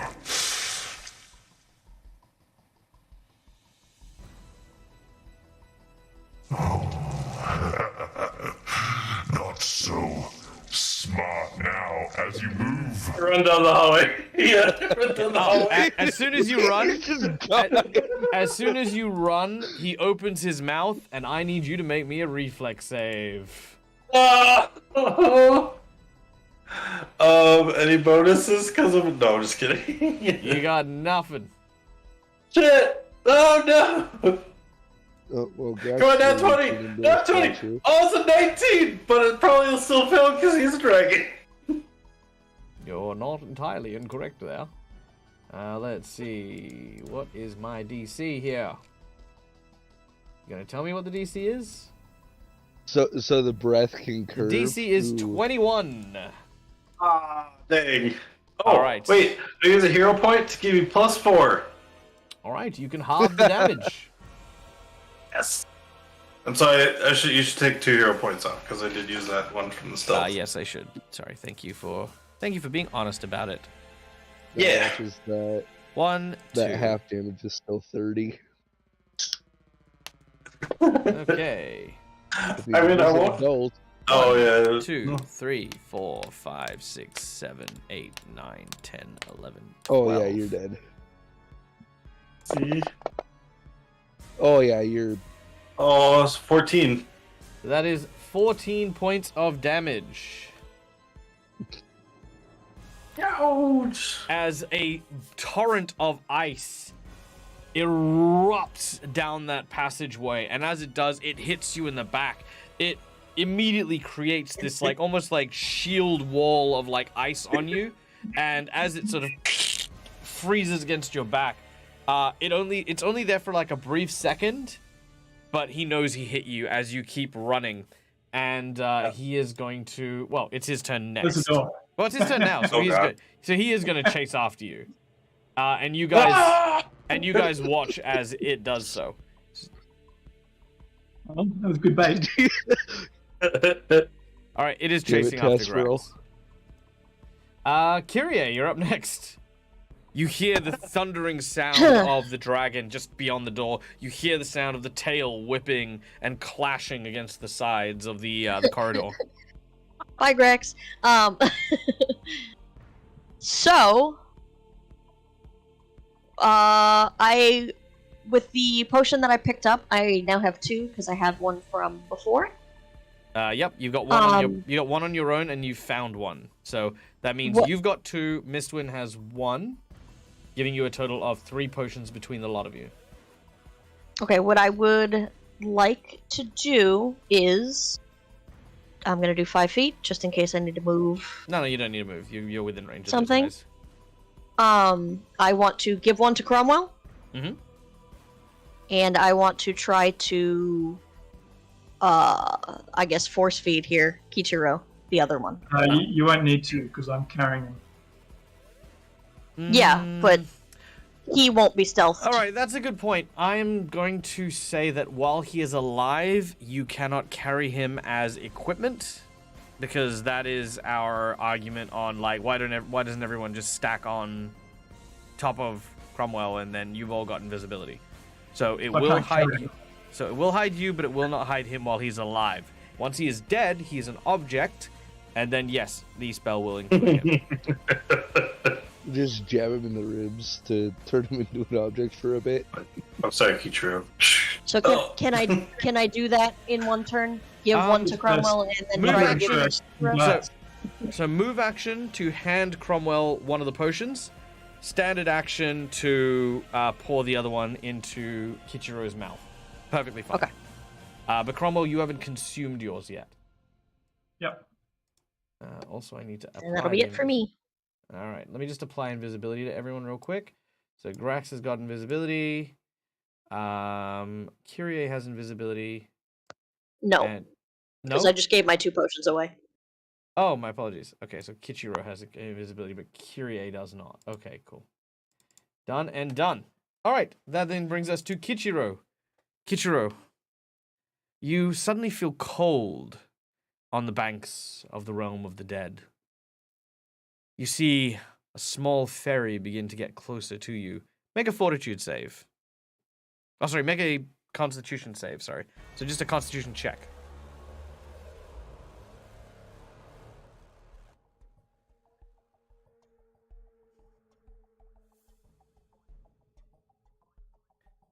All right.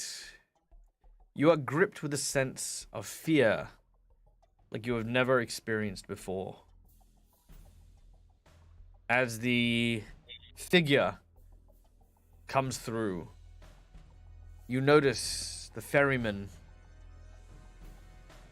is none other than the same old man that was once the Black Rider.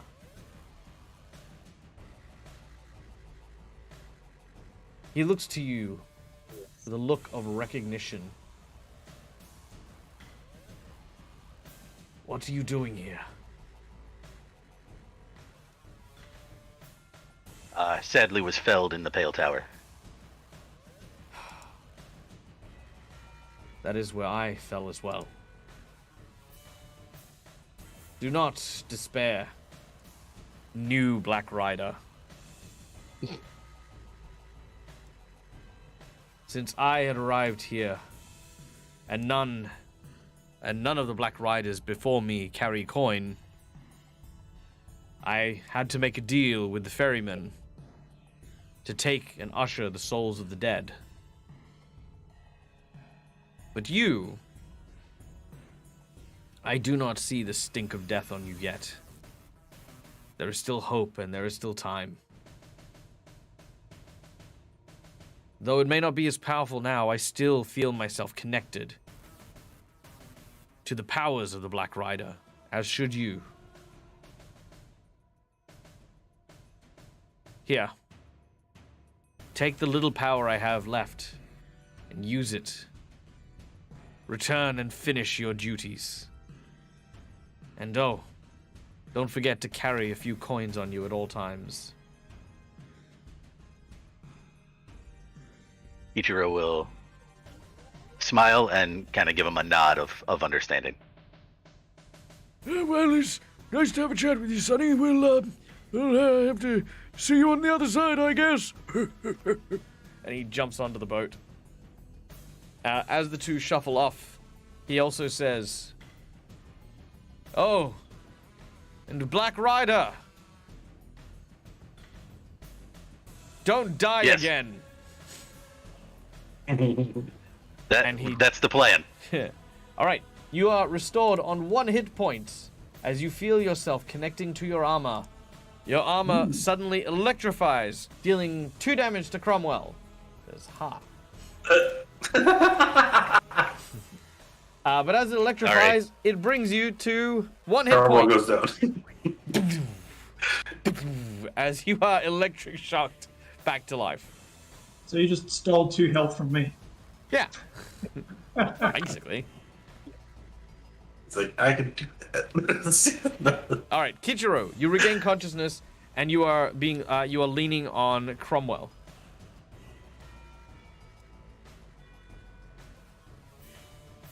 Kichiro will obviously be a little disoriented as to what's going on here, having just come back from the dead.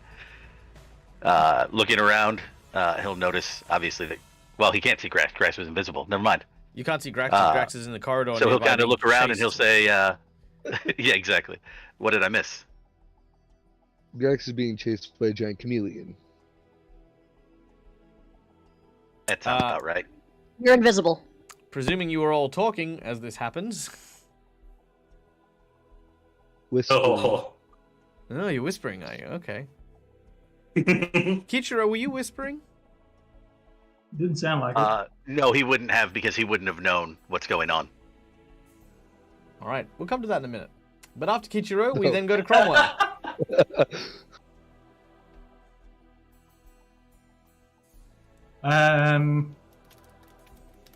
Right. Well, I didn't respond to Kichiro, but as I put him down, I will poke his head out the door so he can see, and then put it back in and put him on the ground.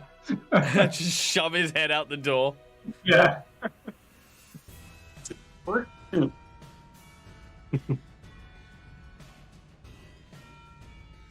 You see scales, ice, and death all rolled into one horrible, monstrous creature.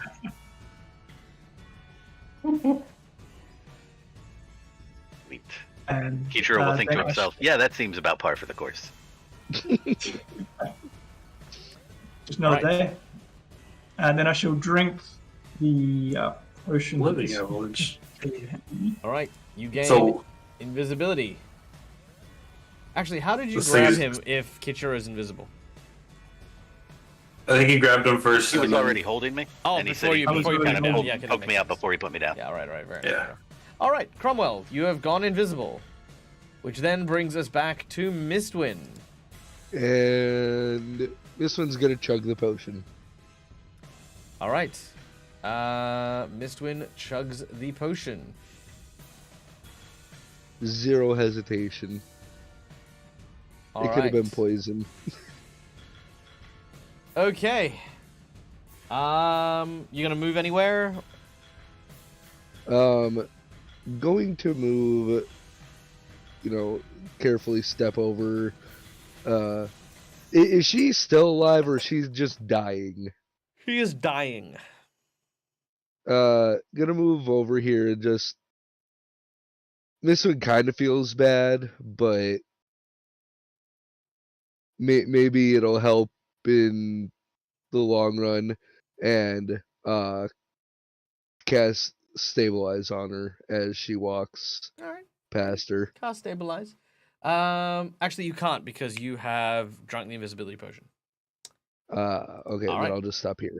Grax, you're up next. I open the door, go behind, close the door, run to this way. See the levitating or what we climbed up on before, which brought us up, and I'm gonna go up there and say, onward, upward in a tick. Don't be late. Just be quick. Wait. As I'm screaming down the hallway. Grax just fucked us. Yes, he The did. rest of us don't know the password. He's freaking out. Oh. And I did forget to tell you. I was like, oh shit, that's right. And I'm already being chased by a dragon, so I can't really turn back. Oh shit. All Well, right. we do know the way down. It's very true. It's very true. You do. Yeah. It's just gonna be the Fallout dialogue. Missed and remember this.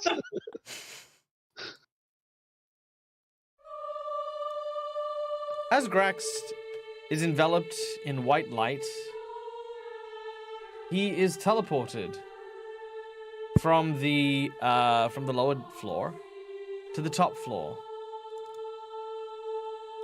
There you see a large ritual chamber, a pentagram carved into the center with magical translucent runes glowing constantly on the blue tiled floor here. The lines of arcane energy hum with power as multiple endpoints are connecting to what look to be the edges of the furthest reaches of these walls. Many tables and shelves covered in books, maps, large scrolls, and ley lines depicting across this entire countryside are in this room, as well as twin ice sculptures of what look to be demonic figures flanking a bubbling cauldron in a small alcove off to the southern side of the room. Within here, you see two occupants. The first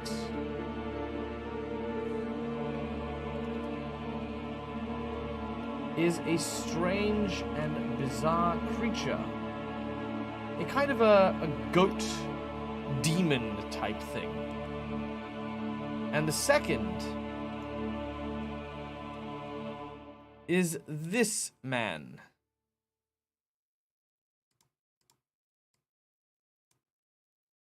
Who looks at you? He doesn't. He Like does, because you I'm have just invisible. because you have just come through a bright glowing chamber. Oh, but I'm still invisible, so. And he is more than expecting you and immediately casts a spell. Of all. As he does so, you watch as the two mirrors in this room, I will just mark them on the map just so you can see them. Mirror Does he have a one. goat with him? He does have a goat. That's what this thing is. Ah, the G. Those two mirrors there that you can see that I've marked suddenly depict this very room. But not only does it depict this room, it depicts the room as it truly is, including your presence. Oh.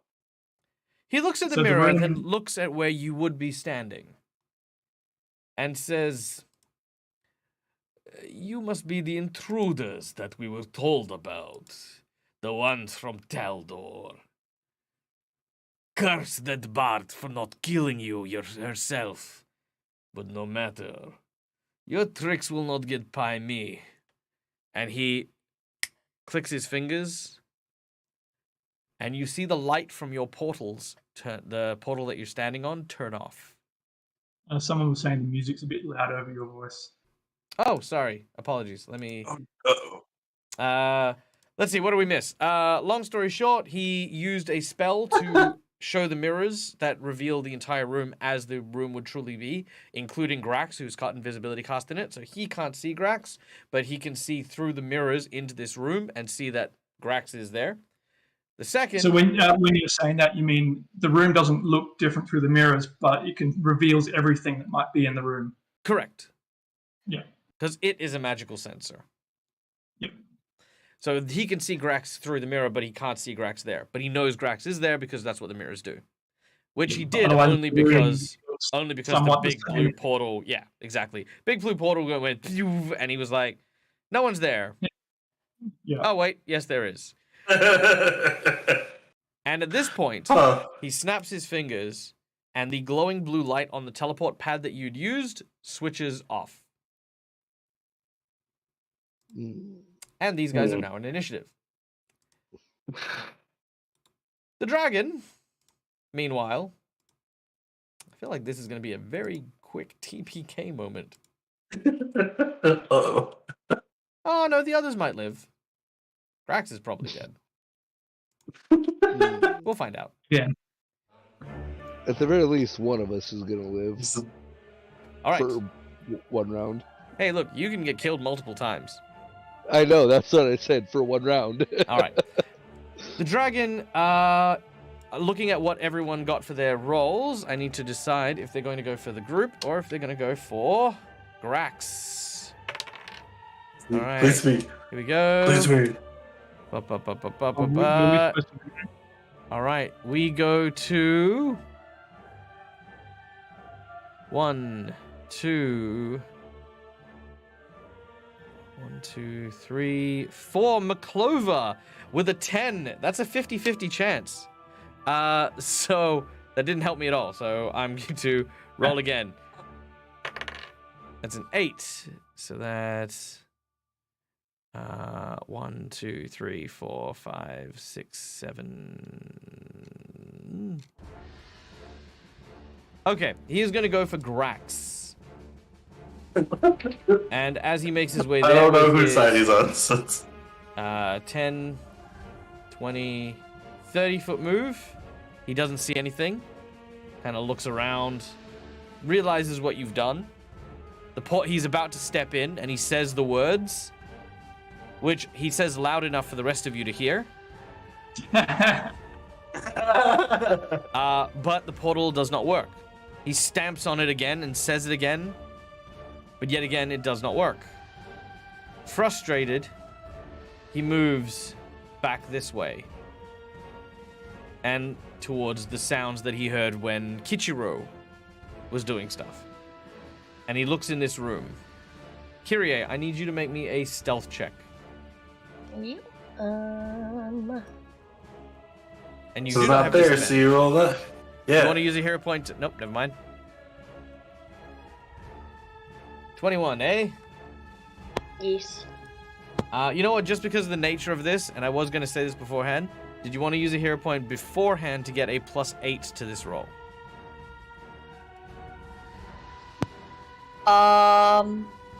So I feel that I would have, because I realize I'm the only person this thing can see. That is correct. So that is why I asked. And it goes from being a 0 chance to like at least some measure of a chance. Okay. So with that, your total now is 29. Here we go.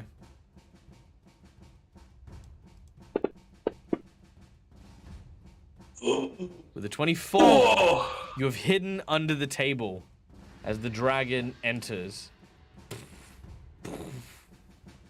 All right, that is the end of his turn. Kyrie, it is your turn.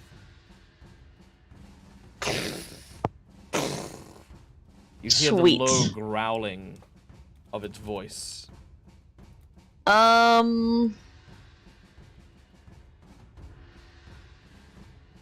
I assume if I tried to get something out of my bag, that would be making noise, and that's not something I want to do right now. I'd allow simple movements would be fine. Okay, because I also have a potion of hiding. Sure. So I would use that. Actually, let me remove the invisibility ones, because I have used them both. Forgot to do that. And then I will take an elixir of hiding, which will now give me another plus 10 on All right. You stealth checks. drink the potion very quietly. And, all right. Kichiro, we then go to you. Oh, actually, before we do so, I need everyone to make me a will save, please, as this creature steps into the room.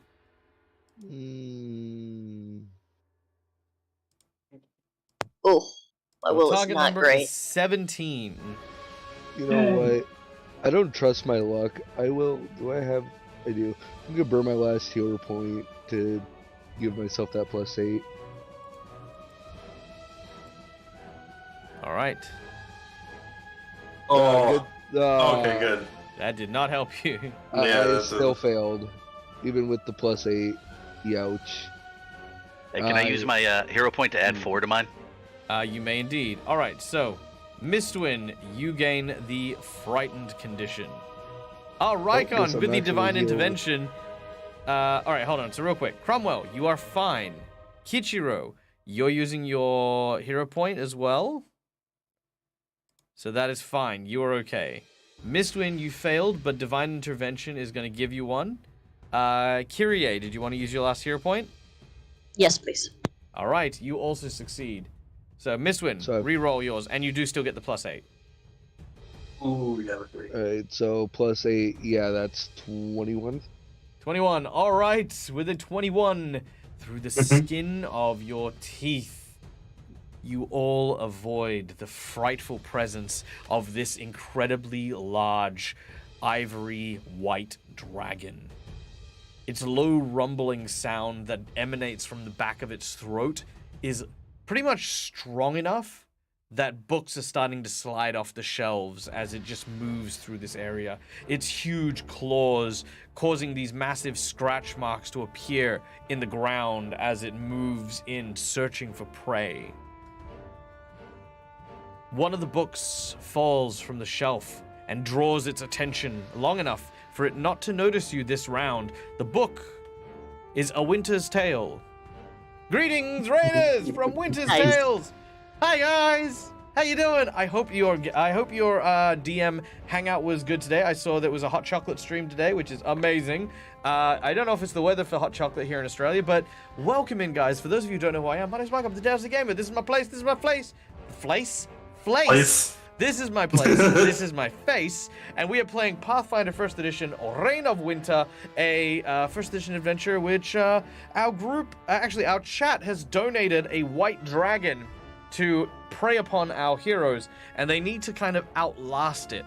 And they're doing a good job. Everyone is currently hiding in the library where this creature is making its way through. However, Grax, our goblin, has panicked, run to the boss room, and is about to fight the main boss of this chapter by himself, along with the boss's pet goat. Have a look at this guy. Isn't he cool? Look at him. Look at him. Boom. There he is. There's him and his goat. До свидания, friend. Don't worry. I will make your death painless. Any questions about the Good. game? Any questions about the chat? Let me know, and we'll keep going. All right.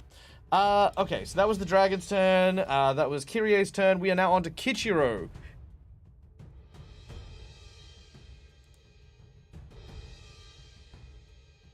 Yeah.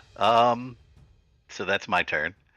So basically, Kichiro is going to very slowly and methodically take a step out of the doorway and kind of press himself into this corner here to be out of the way if the dragon decides to come through the room. All right, let's make a stealth check as you start to move around the room. You do have a +10 bonus. Actually, no, because you're only moving 5 foot, so +20 foot. Yeah, it was just a 5-foot step. Yeah, so +20 for your stealth. So let's do it. Potion of invisibility should be 20 if moving, 40 if not. It's hiding, that's only 10. Oh, okay, so 40 then. So +40. So make the roll. Cool.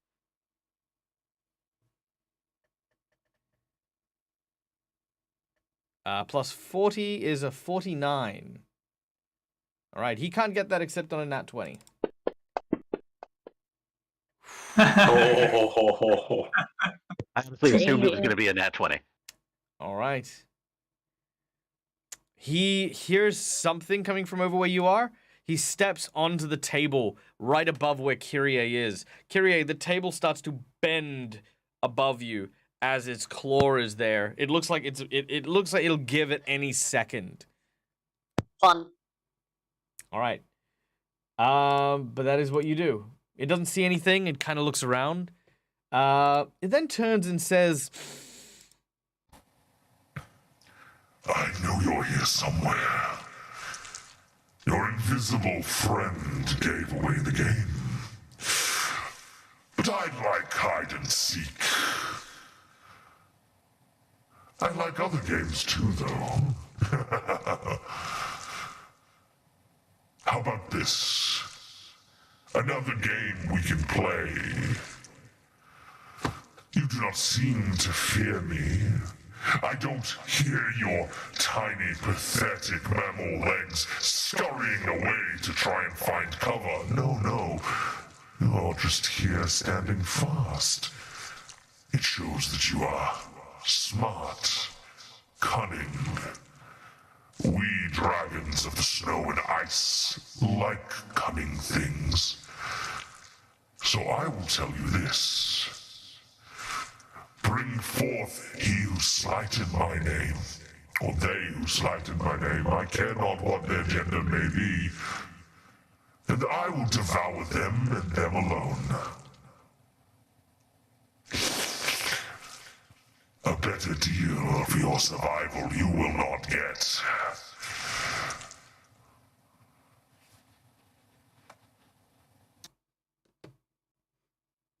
that is what he says. As we then go to Cromwell.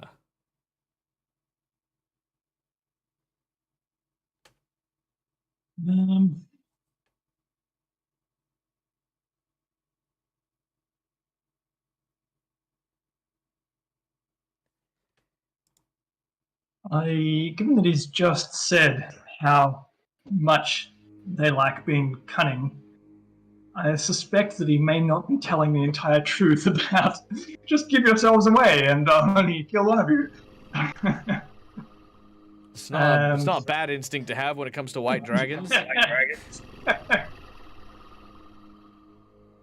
I will hold my breath and stealth. All right, make your stealth with a plus 40. You go into a meditative state. Now, Cromwell, you're an Oread, so I'm going to give you an extra bonus here. So you actually get a 65, and you become still as the mountains. Your body becomes almost one with the ice in which you sit upon. And even for a moment, you lose sight of yourself even, as you kind of almost become part of the furnishings. Your monistic training has paid off. Meanwhile, doing some silly shit. You know what? Neil, this is just for you, because I have no idea. Good, because I can't hear it either. No. I know. You can't hear it either. But this is the music. This is the silly shit music that is happening about what's gonna happen right now. You ready? Good. Here we go.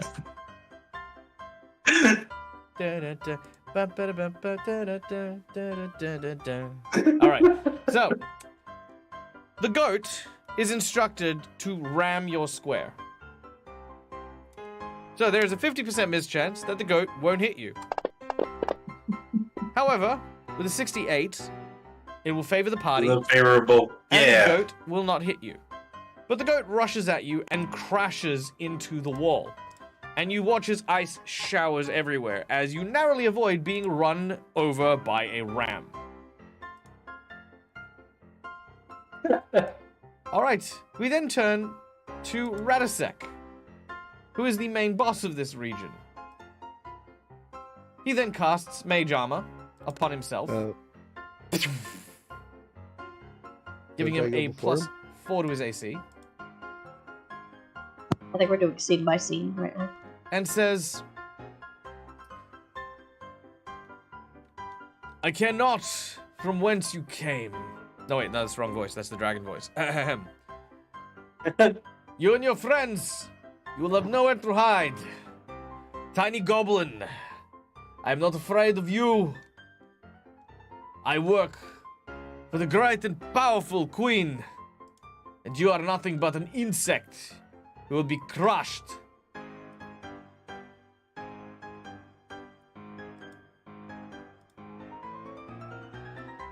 Nope, nothing to say? Very well. Then I will commence with crashing. I'm still trying to act invisible, because even though I see this, I'm like, if I say something, the goat's gonna still go after me again, so... Alright. Mistwin, we return to you yes,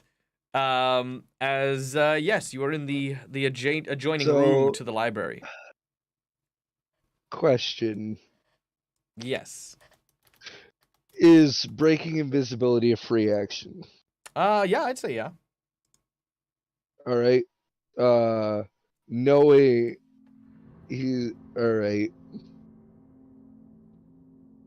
I can't believe I'm gonna do this. This one's going to break invisibility. Flip the dragon off, and then bolt to... So, 5... 10, 15, 20, and just dash out the room to, while shouting in Draconic, because he knows that, insulting the dragon even more. All right, very well. Basically calling him an overgrown chameleon. I guess Mistwin did not get the same impression of the dragon I did. This one's more worried about giving you guys a distraction than she is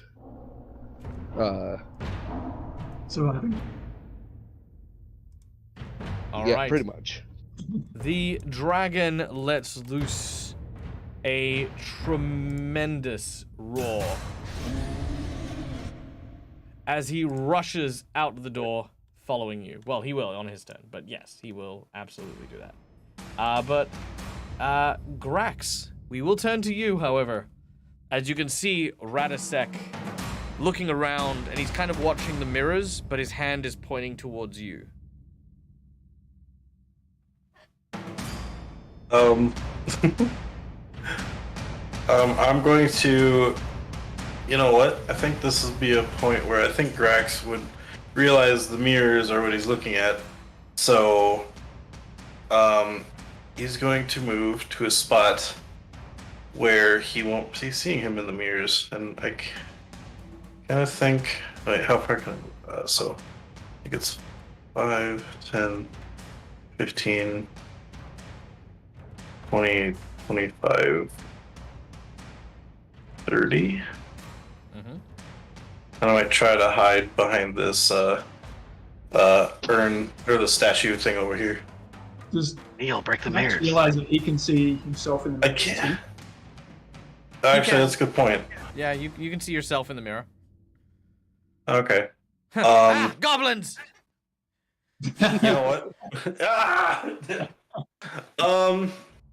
If I attack the mirrors, he'll still then be able to attack me. And so I have a quick question, because this was something that I wanted to ask before. So humanoids, goblins are technically considered humanoid even though they're like a goblinoid, right?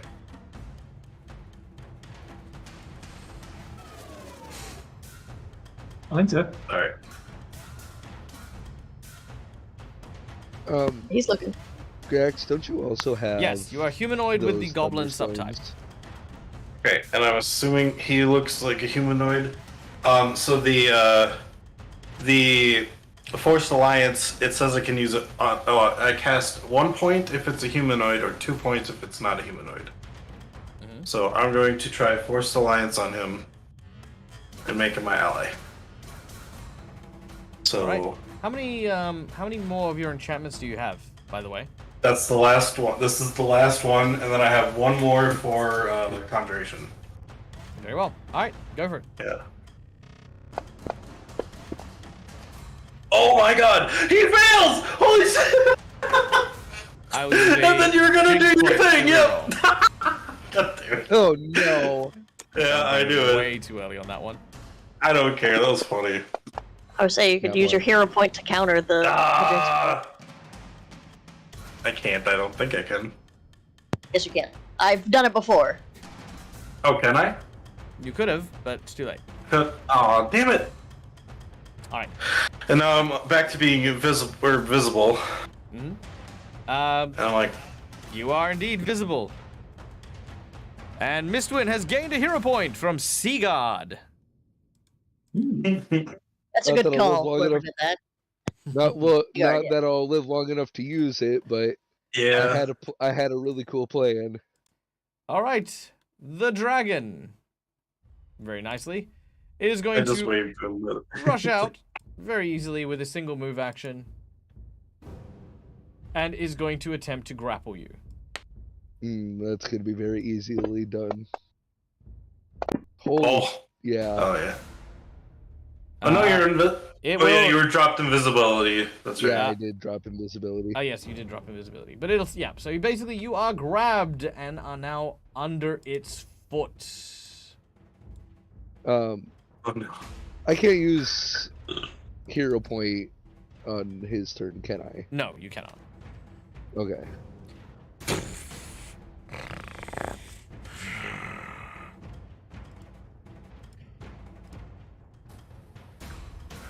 Overgrown chameleon. Oh, precious little elf thing. I look forward to not killing you. Instead, I'm going to freeze your decrepit, rotten little face into a statue that I'm going to keep on my mountain. I'm going to let the birds shit on you and keep you just barely alive enough to watch your withering life ebb slowly from your miserable mortal shell. Well, it does sound better than being eternally cursed forever by the gods, so... At least buy me dinner first. Cool. That is all he does. Kyrie. I am going to stay stealthed, and I'm going to move out this away. I wouldn't know which way Mistwin went, right? No, because he was... No, you actually, yeah, you would have seen him run out that door. And then the dragon. Okay. So I'm going to go this way. So hold on, 5. So I'm like in the doorway right now. Alright, not a problem. Oh, you know what? I can double move, so I'm gonna do that again. And go behind the bar. How tall is the bar? Not tall. It's like standard table ties. Okay, but compared to a rat? Say I'm shorter. Hold on. How tall am I? I'm 4 feet. So it's probably taller than I am? No. No. Okay. I'm good. Sorry, that was it. That's my turn. Alright. Kichiguro, you're up next.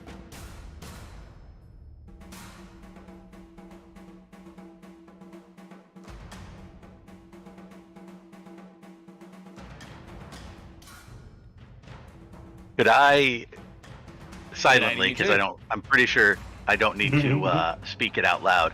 Could I silently Yeah, commune with my armor to try to figure out anything that might be helpful with this dragon? Because he mentioned something about like disrespecting his bloodline or something like that. Okay.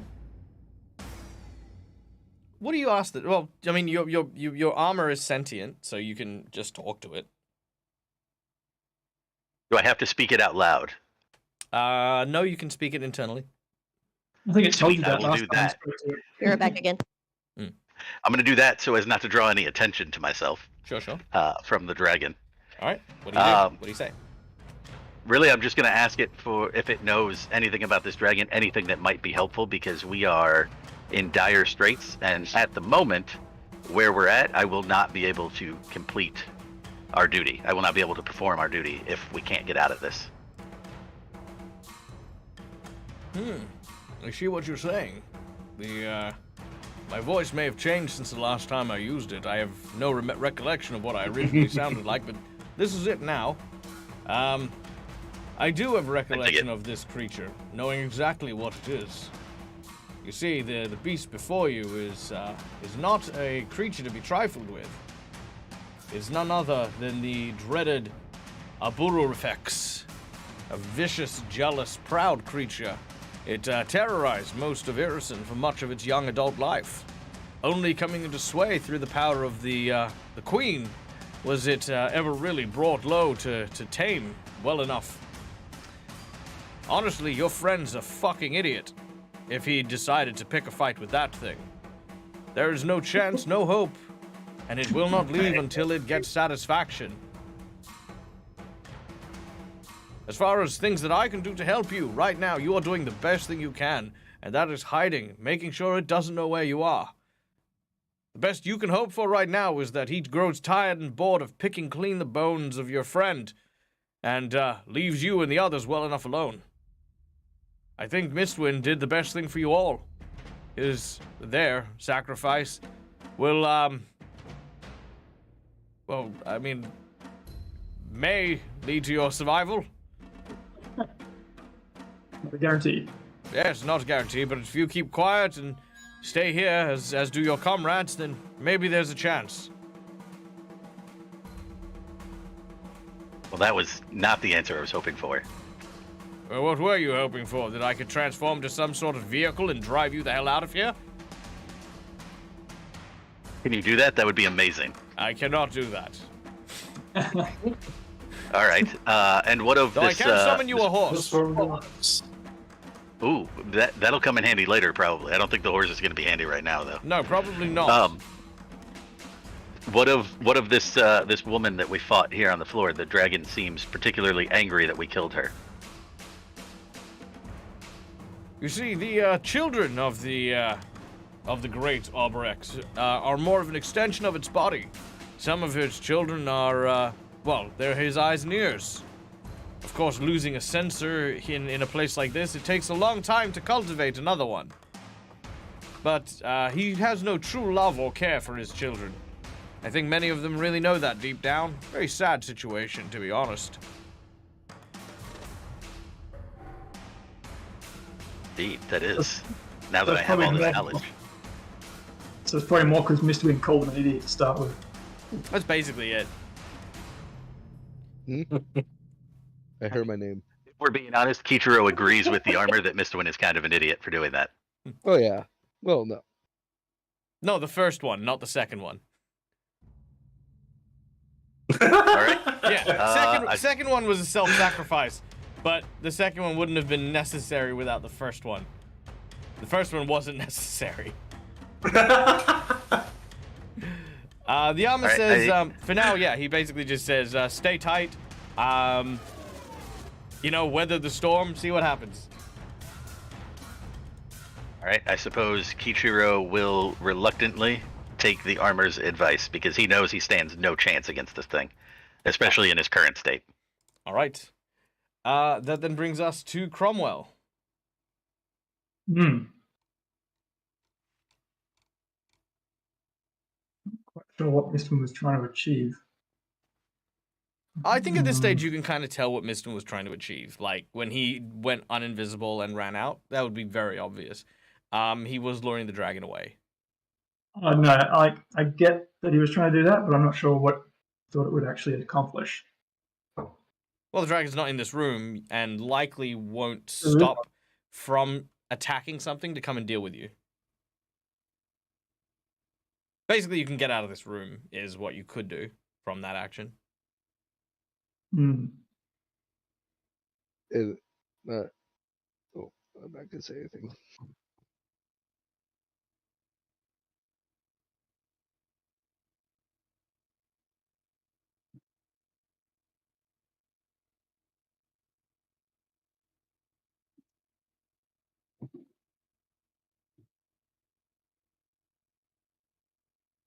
Cromwell, do we Yes. just want to chill out here for a bit?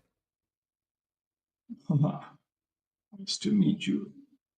All right, make a stealth check with a plus 20. Also, FYI, that door is open. Yeah. Actually, no, it's not. Sorry, I apologize. No, it's not, because you guys came in the other way. Yeah, we didn't go through those ones. Yeah, you haven't yet, no.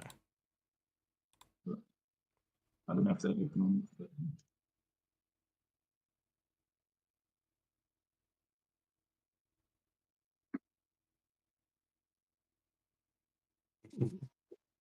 All right. That's a decent stealth check. Let's see how their perception goes. Ooh. Oh, Oh, Does not notice you. Very happy with Mistwin. Which, of course, those brings doors, us... actually, those doors are open. The dragon came through them. Oh, yeah, no, the dragon did come through them. Yes, they are open. But yes, he doesn't pay you any mind. Which then brings us to Mistwin. not that it's gonna do anything, but Mistwin does have lamp oil and will snap her fingers and cast spark on the lamp oil, which ignites it. All right, you start to burn. Oh, I wanted to use the hero point to like kind of like cause a little poof to see if it'll like let the dragon let me go. Well, setting yourself on fire is probably the best thing you can do. Well, probably. Gonna do less damage than the All right, dragon. I want you to pitch this idea. So you have quite a large dragon, his claw placed upon you. You are prone and on the ground. You reach into your pouch and you pull out some lamp oil. Easy. Yeah. That's not going to cost you anything to do. You then want to cast spark on the lamp oil. Now, keeping in mind how much lamp oil you have and what the spark does. What is your desired effect? Well, the idea was to like kind of flick it up just enough to like get a little bit of air and cast spark, causing a little bit of a burst, and then because I assume that I'm just moving moving the token to this right here is a window. Yes. The idea was to do that and then jump out the window to have the dragon follow. You're currently grappled. Yeah, I was hoping that the explosion would like get him to let me go. So you want him to... So effectively you're trying to create a stun grenade. Pretty much. Okay. Cool. So he can make a fort save against your stun effect. I will take your hero point to allow you to do this because honestly, like, spark is just kind of like to light torches and to light things. It's literally a spark. And lamp oil, if you've ever applied a spark to lamp oil, it does absolutely nothing to it. But given that you are attempting to create something to stun, which will both need to have a high ignition point to be an explosion, as well as to make sound, which normally wouldn't happen here, that's why I'm taking the hero point. But I will allow it to why don't you use the lamp oil as part of your escape artist check to, like a greased pig, get out of there? Because I would fail immediately. What's your CMB with a +8? My CMB? Yeah. That is that would be a +12 total. Total? He wouldn't get it on a natural 20. Oh, he would only get it on a natural 20, even with greased up. So even if he didn't grease it up, he'd have the same odds of breaking free.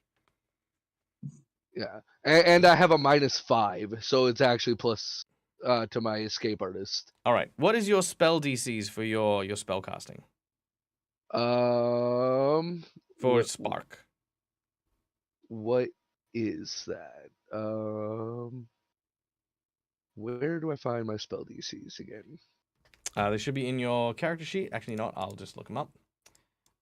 In your actions tab. Down by your level 0 spells. Fort save DC 13 apparently. 13. All right. I'm gonna give you that hero point back. There is absolutely no way he is getting stunned by you. Yeah. His base fort save is a Plus 13. 14. Oh. So he'd only fail on a natural 1. I'll take the hero point if you want to try, but I'll let you know that he'll only fail on a 1. Yeah, I don't think he'll roll the 1. All right. There goes my awesome plan. Well, look, your awesome plan involved a cantrip and some lamp oil. Let's leave awesome for the time being. It was a good plan. It was a good plan. It was a decent plan. It was awesome to me. Someone please clip that. That was amazing. That was a perfect response. It was awesome to me. Well, then I don't really know what to do. Well, you can die. That's pretty much it at this point. You know what? I mean, Miss Wynn's ready. Miss Wynn's ready? She's ready. As long as her party is smart enough to, go to one of the 2 empty portal elevator things in the room with the big table. That's probably not going to help. Yeah. And Centauri, unfortunately, there is no magic bag item that is going to pull him out of this situation. But I am going to put something else in. So can we refund Centauri real quick? Because we're going to put in a poll. Yes. We're going to put in a poll. Because I don't like doing this as a GM. But I think that there's a certain amount of fairness here because I feel like chat was responsible for the dragon. Therefore, chat can have a vote here. I was responsible for the spin. Now, keeping in mind, before we begin,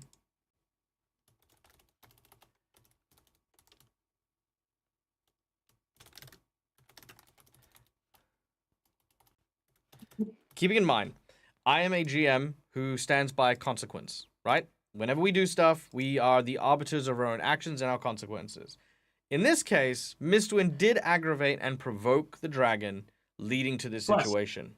Hence, there is no what's the word? There is no penalty here in terms of like. I didn't mean to. yeah. That's kind of it.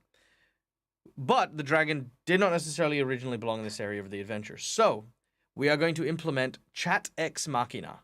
There is a Chat Ex Machina that is now going to vote. If chat wishes to spare Mistwin, then we can vote for sparing.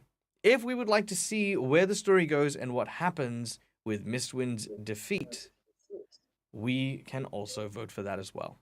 There is no bad answer, and no one's going to get blamed. No one's going to get like, like you guys voted me out. It's this is just it. Basically, without this, I would absolutely have the dragon take the one up on that. So this is just more of a, if chat is really invested in it, we'll see where we go. All right. The chat's going on for 3 minutes, so while we do that, let's switch over right now to the top floor, where something else is happening. All right. Grax, the goat, once again, charges in your direction. You have not broken your spell yet, so it is going to... I actually did, because I tried to cast a spell at him. Oh, you did? Remember? Oh, well, he naturally fails and swings past and hits the... hits one of the statues on the other side. So he misses. Oh, yes. Stand in front of the mirrors and get the goat to smash them. No. All right. Then, of Nice. course, the Jadwija, Radasek, looks to you and he says, you cast spells and use magics. Not a common thing for your kind to be capable of doing. Trying to become the leader of my tribe, so I do what I can. You're the leader of your tribe. Oh, Not yet. I'm fancy aiming to be. leader. Where is your tribe now? Fancy leader, huh? Seems like they can do perfectly fine without you. That back. All right. He is going to look at you and say, "Well, seeing as you like invisibility so much, how about I try and help you with this?" Grex, he casts a spell at you. Do you wish to use a hero point? Depending on what it does. Make a Or spellcraft are check. you? Oh yeah, I'm actually good at that. 13, not Oh, too great. sadly, you do not have any idea what this spell is. Okay. You know what? Sure. Hero point. Using the hero point for the reroll Yep. or for the ad?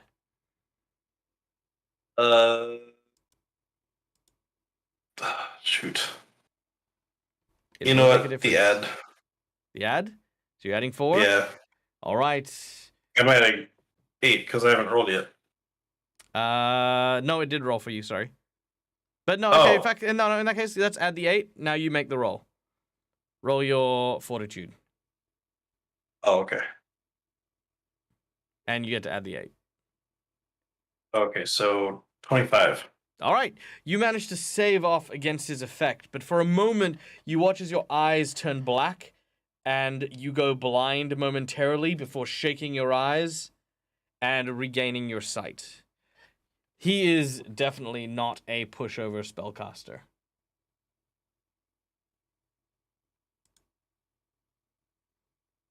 And that is all he does. Gotcha. You say anything? Shit. Yep, fair Yeah, enough. it's just like, oh fuck. All right.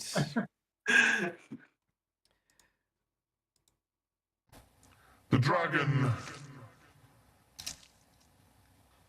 looks over towards Mistwind.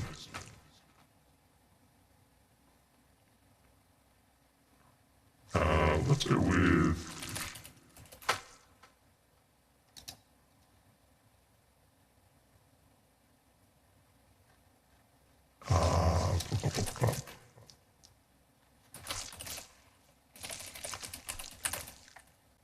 Here we go.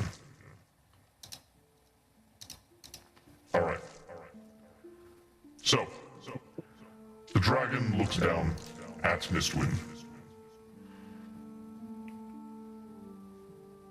I would ask if you have any final words, or if you'd like to strike a pose before I transform you. Choose wisely.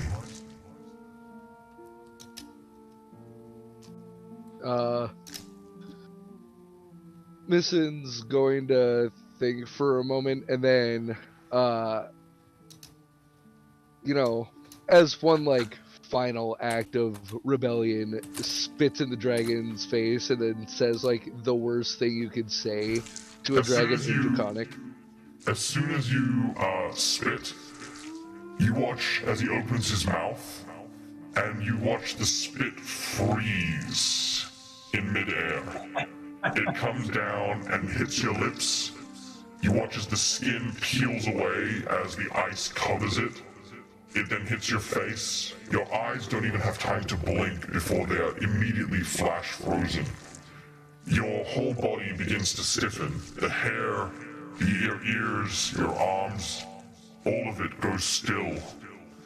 You see a huge pile of snow pouring out of this room as the dragon's unrelenting breath is just fired in succession over and over.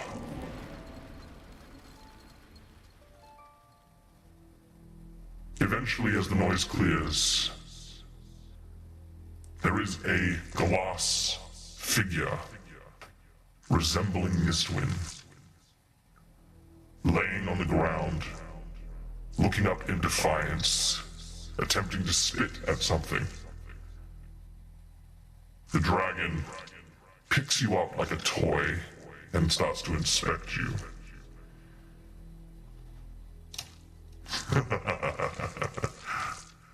This will do nicely. And with that, he takes wing and smashes through the window and flies out into the mountains. His new trophy carried with him. And that is where we're going to end today's session. Because I realized that I got my time wrong, and I went for an hour overtime for some reason, and I have no idea why. I'm terribly sorry to my players. Good. I think the raid distracted me, and I kind of lost track of the time. And I've actually got my dice box, right? By the way, look at this dice box. How cool is this dice box? This is from Elder Dice, by the way. Elder Dice, wonderful set of dice. You can see there. Look at that. These are beautiful. Anyway, I had these over by my thing, and I was only looking at the minute hands, so I had no idea what time it was. And then I moved it slightly, and I'm like, "What do you mean it's 11:50? Holy hell! I'm so sorry. Thank you so much, guys. By the way, you can send me messages and being like, "Hey, Tag, what's happening? Our day's got to start, or it's freaking midnight." But guys, thank you so much for being here. Thank you guys. We need to keep getting more people coming in on the stream though. So that's true. That's true. Yeah, we did. But you know, it was good. I really had a lot of fun today. There was some intense moments. There was some funny moments. Grax is probably going to die next week, so look forward to that. We'll what will happen, guys? I mean, I don't know. I mean, we can't exactly help Grax. No, you can't. Because he triggered the final boss fight, and it literally says, as soon as he is made aware of your assault on the castle, he turns off the portals. And in this case, he left them on because he had, like, you know, his big bosses there.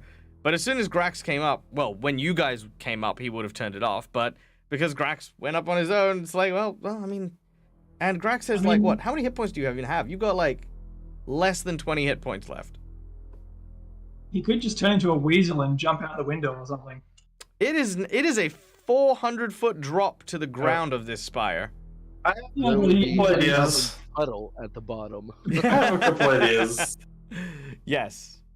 Look, I mean, I hope that you get the ideas. I hope that over the week, my players will be able to think and rally and come up with a plan.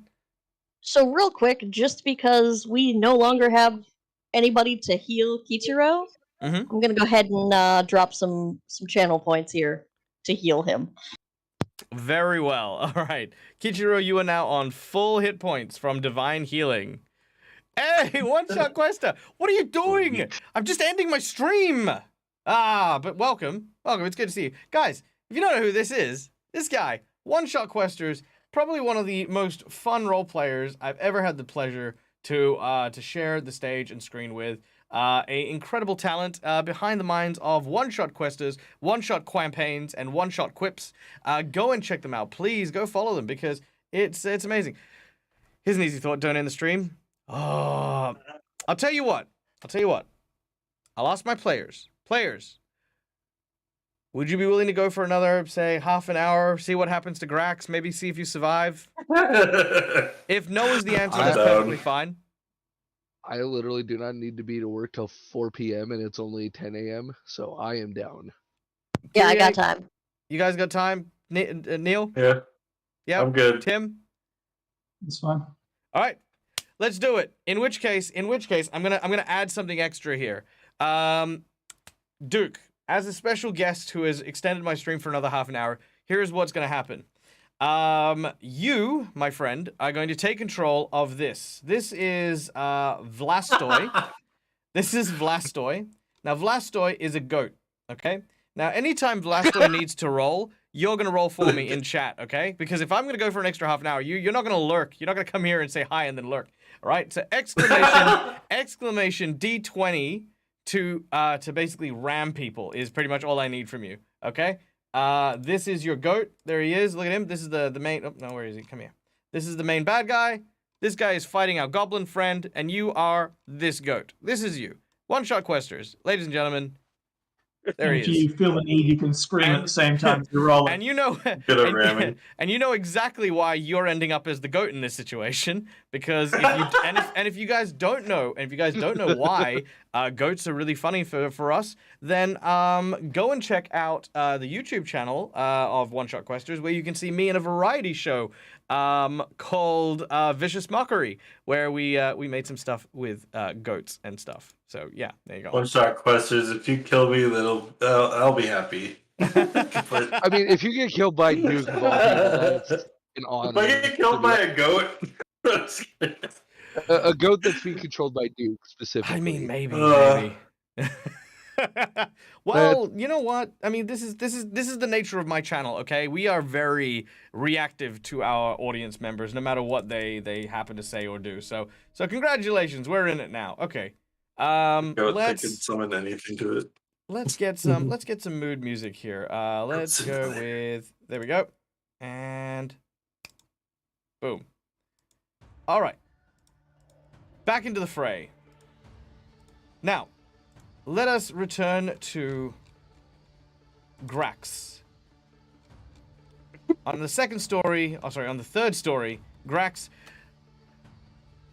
Radisek, the Jadwija spellcaster, attempted to blind you, but has failed to do so. And yet again, you have deftly dodged the goat Vlastoi and its random charges. It is your turn. What do you want to do? So I saw him snap his fingers to turn the thing I was standing on off, right? Yes. Can I assume he used some kind of magic to do it? You may assume this. Okay. So I'm gonna head back over to it. 1 through 5, 10, 15, 20, 25, 30, and I'm going to try and turn it back on. With a spellcraft or use magic device? Let's go with use magic device. Yeah. Come on, roll big. That's 23. You have absolutely no clue how this thing works. Damn it. As you were trying to cast random magics, trying to flow your energy through it, he laughs at you. Tiny puny goblin, you think perhaps maybe that my spells can be broken by one such as you. Your kind barely learns how to read. You think you can unweave the magical tapestry that I have mounted here in my castle. You are, how you say in your kind, Groblakniturtat.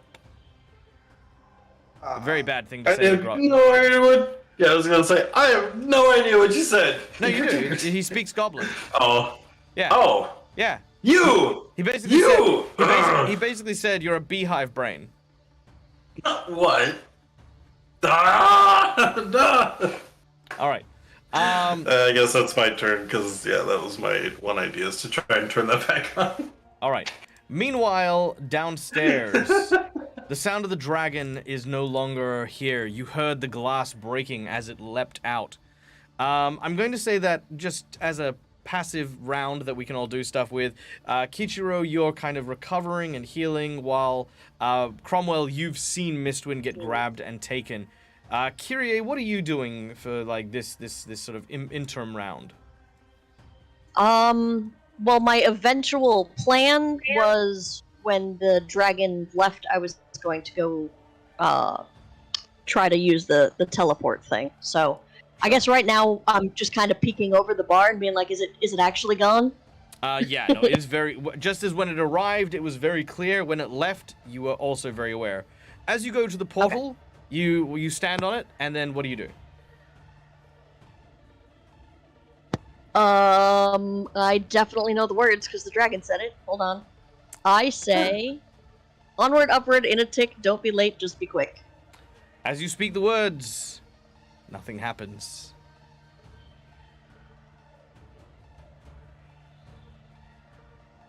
Oh, yeah, sorry, there are portals behind you as well. Oh, cool. Didn't know that. Cool. Yeah, there's two little portals there. All right.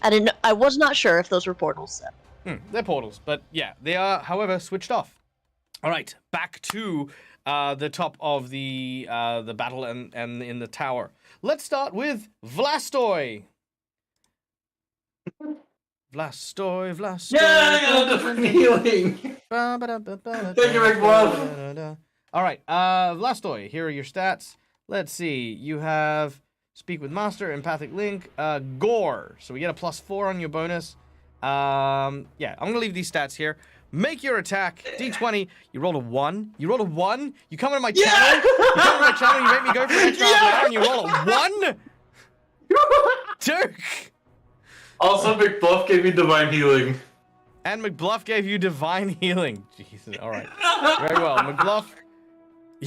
Am I surprised? Honestly, no. I'm very happy with this. All right. With a natural 1, Vlastoy rushes forward, and as he does, he smashes into one of the Irrisen ice mirrors. Now, these aren't just any ice mirror. These are the mirrors that the Jadweedra has been using almost like a magic mirror to view every reflective surface across the country. Now, you notice that throughout the entire dungeon that you've been in, there are mirrors literally everywhere. In addition, you remember back in the forest where there was a tiny tower, a tiny house, and in that house was a tiny doll who had one sapphire eye and one mirrored eye. That is how he has been keeping tabs on you. That is how he has been watchful of everything that is going on. And, of course, his goat has just broken one. He's like, Vlastoy, what are you doing? Meh. Well, okay, I guess. But there's no excuse, okay? He's half your size, okay? Just ram him and kill him, okay? It's just don't worry. I love you. I love you, okay? I'm not angry at you. I'm not angry. I'm sorry. I'm not angry. I'm just frustrated. You know, I have an entire building filled with tooth guards, trolls, elementals. I'm pretty sure I heard a dragon down there earlier on. And yet a goblin, of all things, a filthy, dirt-kicking goblin comes all the way up here. You know, it's fine. It's fine. I'm okay. I just need a moment, okay? Just for myself. He is then going to turn to you and say, now look what you made me do, huh? You made me yell at my beloved horse. Goat. Not even horse. He can't even remember what your thing is. I am going to use Flurry of Snowballs. Reflex save. Snows. God. Oh, you had to roll it for me. Okay. Sorry. Use the first one because that was the one you did for me. Ah, very well. All right. That is a 16. That is a total of... Oh gosh. 15 cold damage as these huge, like, snowballs start to pelt you from the back. DC 26. Wow. Ooh. Yeah. This guy was not a solo fight. Just FYI. All right. With that being said, downstairs. The mood has changed. Mistwin. Marcus. I'm gonna have you roll a percentage check for me, please. Okay.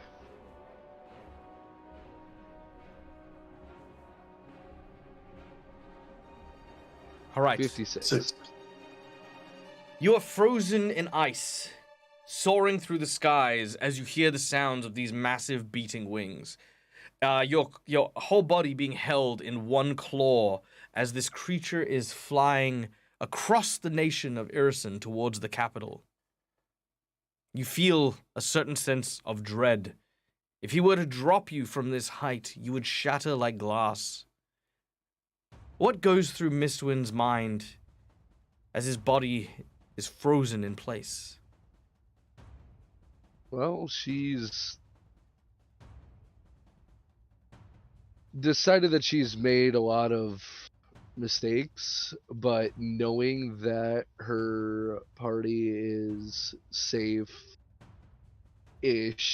safer than what they were, now that the dragon's away from them, she's thinking to herself that it's it's better to be a statue than cursed to always get screwed over by the gods at this point. At least, like, the worst that can happen is the dragon get mad and smash her, which would release her from eternal prison anyway and kill her. So either way, not a total loss to her. At least she'll have time to think. Yeah, fair enough. Fair enough. Have her memories of her companions. You will have a lot of time to contemplate your thoughts. As we go back to the round of initiative, Grax, you're up first. What do you want to do? See the goat crash into the mirror and break it, and I just kind of turned to him. I just pointed at him, and I'm going to cast Murderous Command.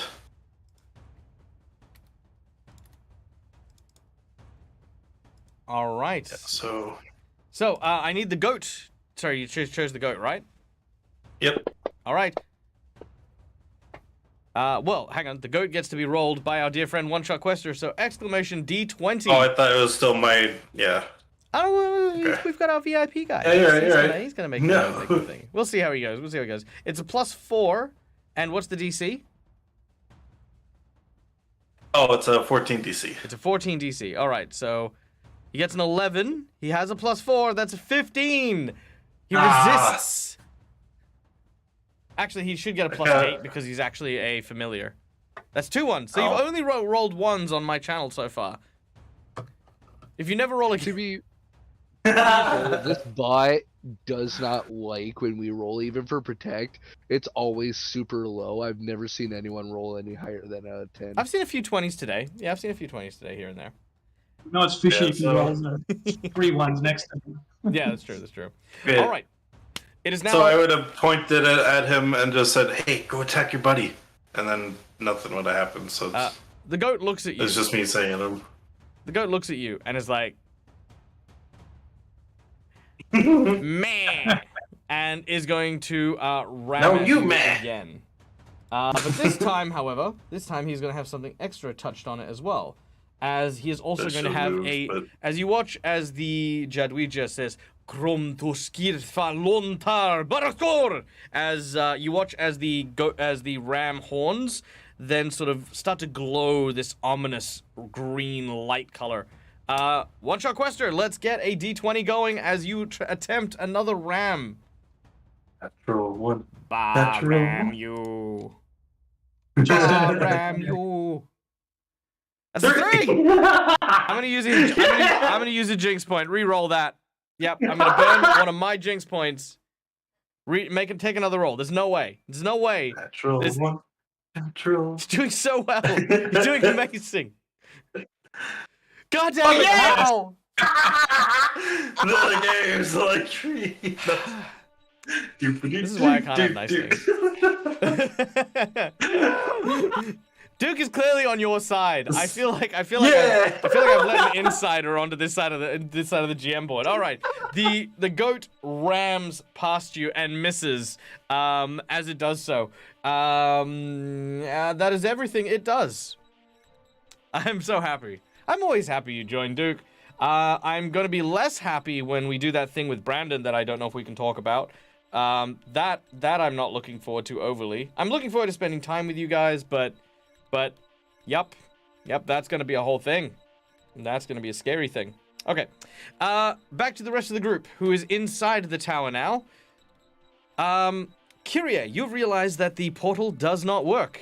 Kichiro, you feel reinvigorated, and strangely, Cromwell, you do too. It's almost as if the relief from the dragon not being there has somehow reinvigorated you, and you are both on now full hit points thanks to divine healing from our chat. Yay. So as Miss Twin gets I'll say, turned from up our table, let's be honest. it's like his weight is lifted off our shoulders. Yes, indeed. Kyrie. You were saying something. I'm going to try... no, yeah, I was saying both healings were from people on the table. So... I don't care. It's not really for... How you guys use your points is up to you. Can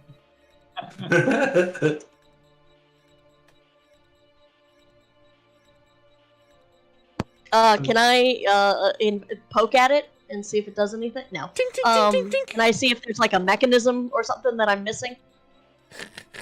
Make a spellcraft check if you have it. I doubt that. All right, Yep. let's see. All right, very well. Um, Also, while we're looking that up, Duke, let me know if you are getting into Pathfinder at all. Because obviously I we're think playing I'm Pathfinder. untrained. Let me know if you're getting into it. We'll chat. We'll I do think it's things. We'll do untrained. lunch. Yeah, it is. Okay. It is a trained-only skill. But yeah, no, it is a mystery to you. As far as you can tell, it is only a small sheet platform of glass that is a slightly deeper, more watery blue than the rest of the glass used to make the building that you're in. All right. Do you guys want to do anything else? So Kyrie is inspecting. Cromwell, Kichiro, what about you guys? Yeah, I want to go and have a look and see how far up the tower goes from the outside. Looking down, it is a 200-foot drop to the sheer ice below. However, I'd say sheer ice, but you can see at the bottom, remember how I mentioned this place looked like a crown? So you can see that if you were to fall from here, you would fall on a ring of jagged, spiked icicles. But, I mean, going up. Oh, going up? Another 200 feet before you can see another window. Which you see... kind of... yeah, over here. Yeah. Yeah. How sheer is the outside? Crazy sheer. Except for the bit where the dragon broke out. That's all, like, rubble now. Yeah. Alright, so you're inspecting that. Kichiro, what are you doing? Well, I can't see him, so I'm going to also go that direction and mess around with this teleporter, because I don't know that it doesn't work yet. Alright, do you have spellcraft? I do not. No. It's a mystery. Alright. Back to the top. Grax, it's up to you now. You are standing next to the goat. And you can see the Jadweeger is tiring of your silliness. All right. There's not a whole lot I can do right now, other than just kind of. Wait, why is my red so low?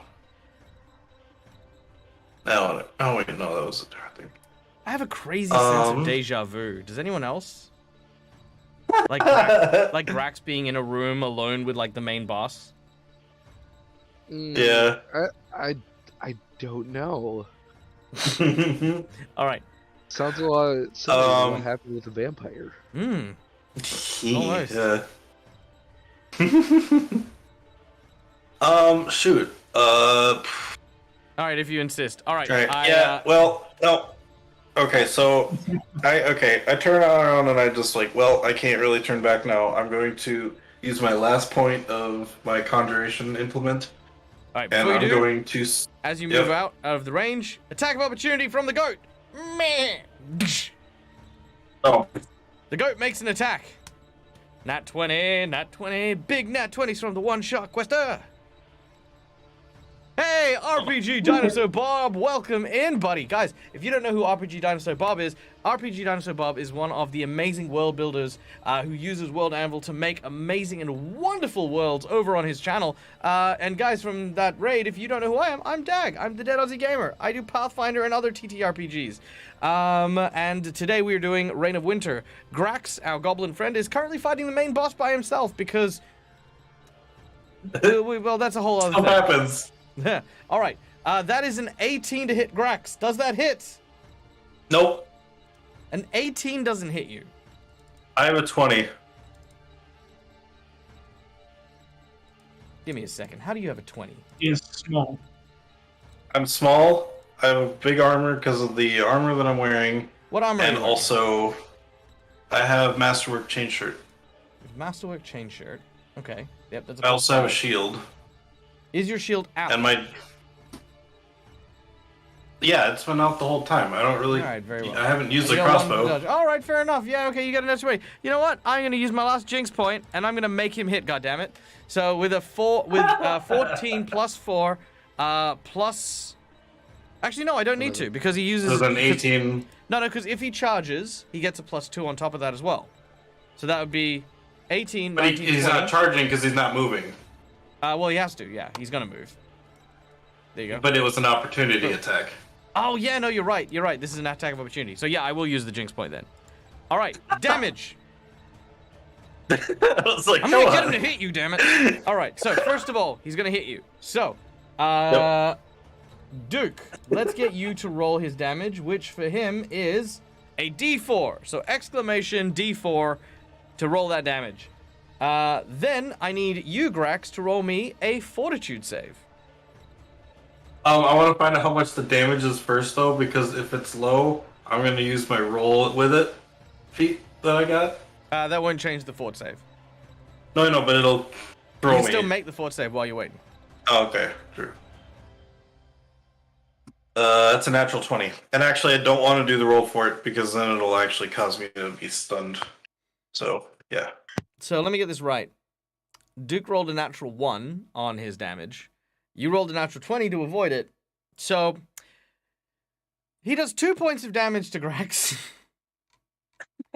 Man. What is happening?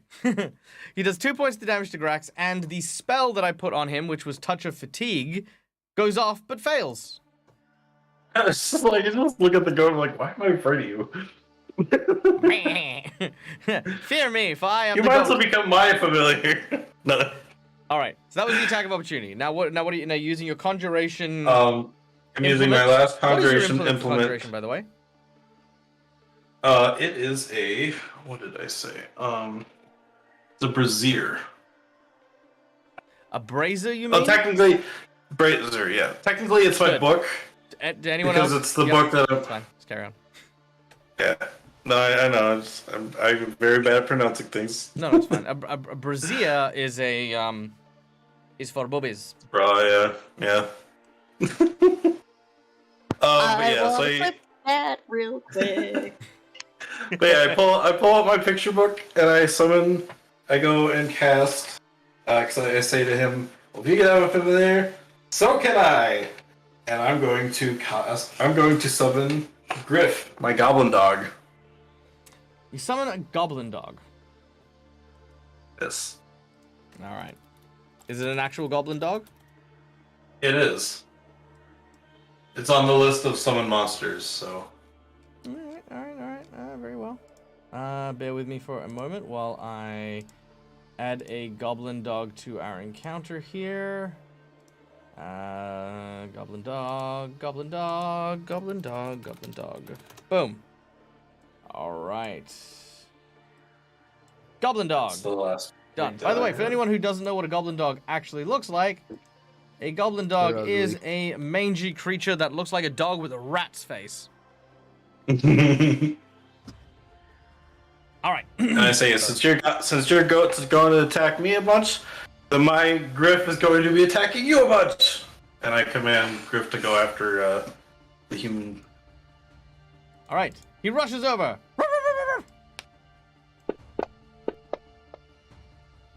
And he misses. Okay, you're doing good. All right. Radisek.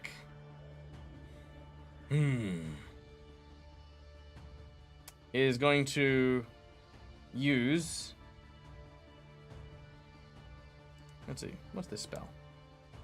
That's not damage.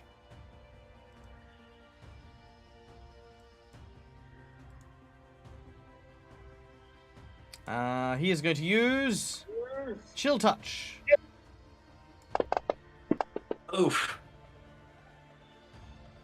All right. Oh, Your goblin dog fails. Your goblin dog takes 6 damage ooh, he's still up.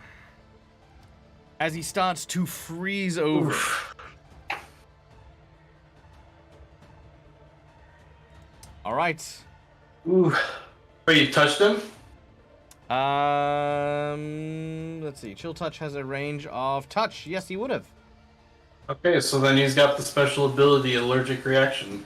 Yep, he needs to make a fort save. All right. Because apparently, goblin dogs have dander, or a dandruff that is actually quite disease-ridden. So they need to make a fort save or catch. So the guy wasn't kidding when he was saying the goblins was dirty and filthy and disgusting creatures. He was not. All right, he does fail, so he is has an allergic reaction. He is now itchy and takes a -2 penalty to his dexterity and charisma for 1 day as his hand begins to itch.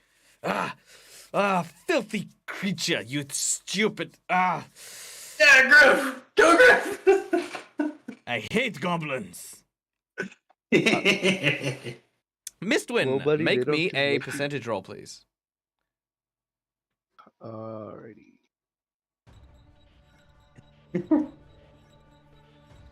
That's a 26. Oh dear. Just All to see right. if he gets dropped. Kind of.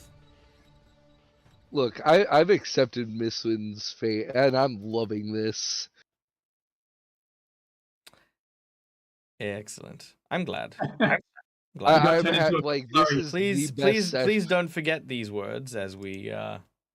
Oh no, this is like I'm actually like this is my first actual character death, so ever. All right. This is your first Pathfinder game, and you played a goat. All right. Now, Mistwin, as you are soaring through the skies, all of a sudden, the dragon starts to look around. He seems to be looking down at the ground for something, as if something is wrong. He starts to hit turbulence in the air and go up and down.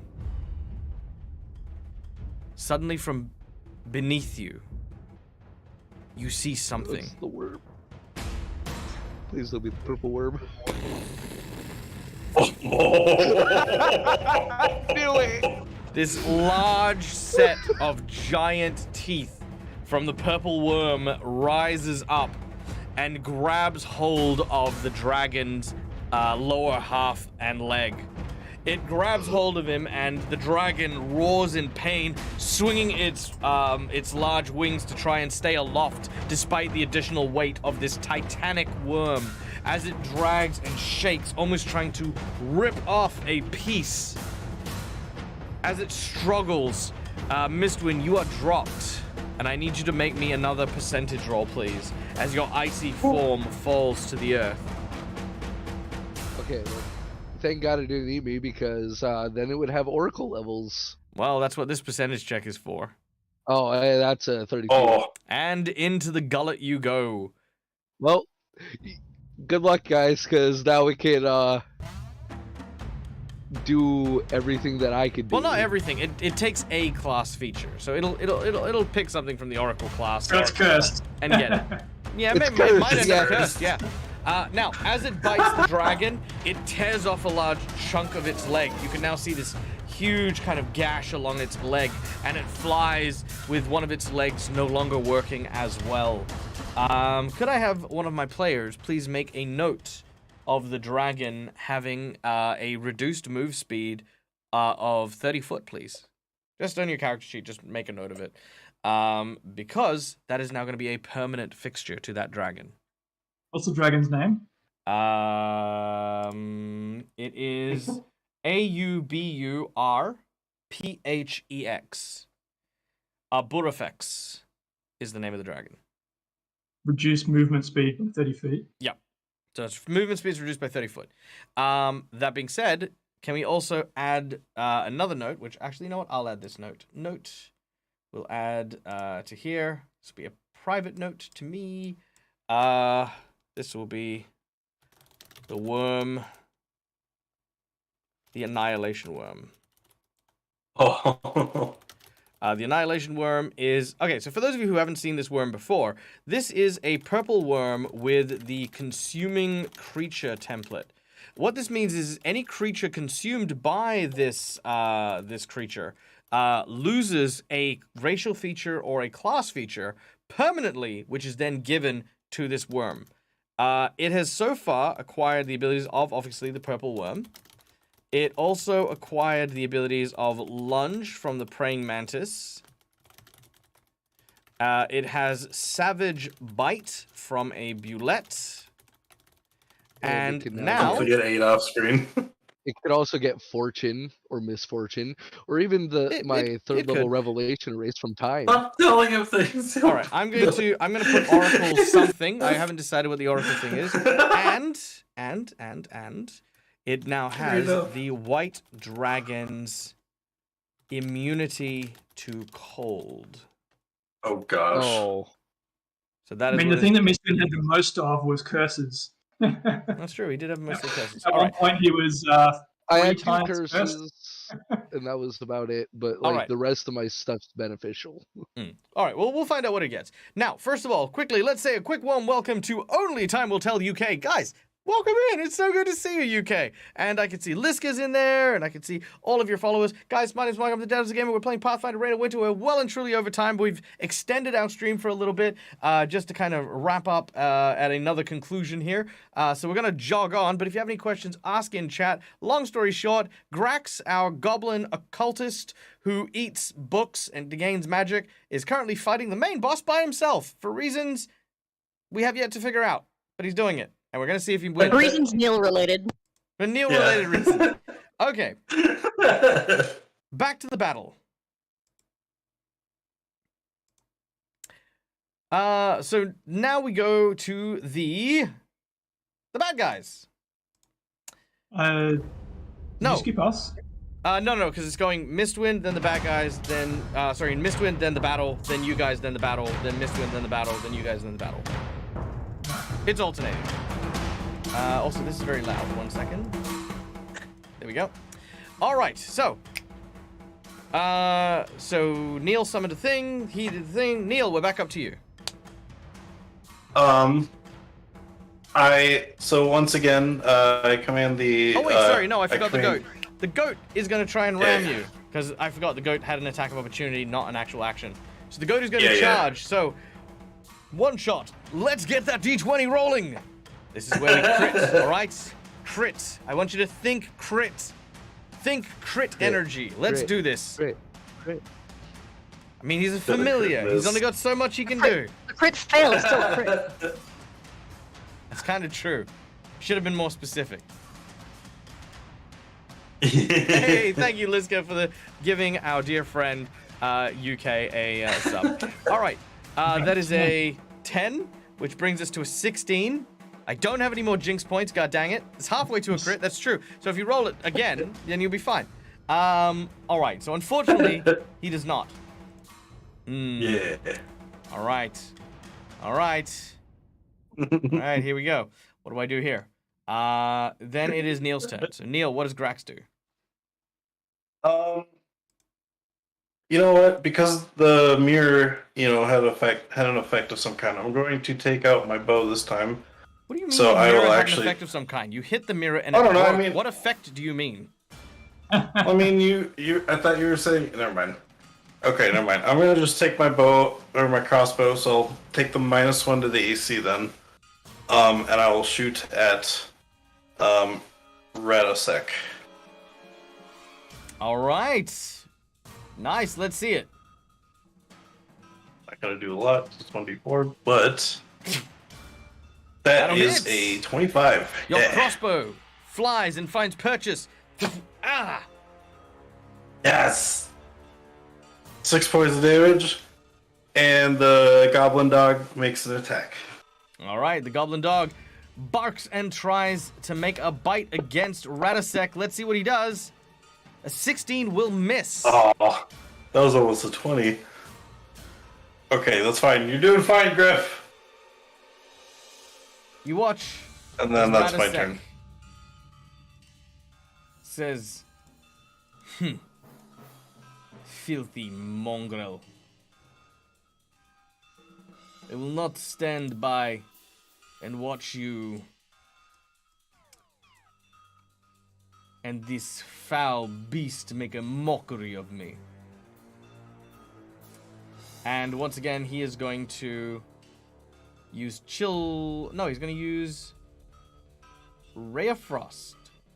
No, he's going to stab him. That's what he's going to do. He's going to take out a magic wand, and he's going to stab him with it, because that's what he actually has. A magic wand. Yeah, he stabs him with a magic wand. Nice. Oh, no, he doesn't. Okay, the weirdest and slowest fight I've ever seen. All right. Back to the rest of our team. What are you guys up to? So, Go ahead. Yeah, I don't know. okay. So at 200 feet, it's not that far. Someone has tipped $20 to the goat. So One Shot Questers, not only are you now part of the stream, you have now got a natural 20 token, which I will allow you to claim at any point to roll a natural 20 for your goat. If you have any plans also, if you have any like things that you want to do besides ramming with the goat, please feel free to throw it in chat. I will make it happen. If your goat wants to do karate, now that you've got nat 20s, I feel like it's silly to just have you spearhead it. It's the goat from Goat Simulator. So if you want to do something, write it in chat now. He's got and we'll have it everything. next time. All right. It's a goat of I wanna everything. use, my once a day ability of Magic Stone, but on the pitons in the climber's kit, so I can sling the pitons up the side of the tower and slam them into the wall. Interesting. Okay. I'm not gonna give you a check for that. Given that you've spent the magic stone spell, you're basically gonna create like a almost like a hook, and as you swing it up, I'm saying that your character is strong enough that you can embed it in the wall above you. Now it'll still be a climb check to pull yourself up, but you're pretty secure. I wasn't confident of a climb check up the sheer side before. All right, but it's one action. It's your action to clack it up there. If you want, you can try to climb check now if you'd like, or you can wait till next round. Is Kichiro still invisible? Yes.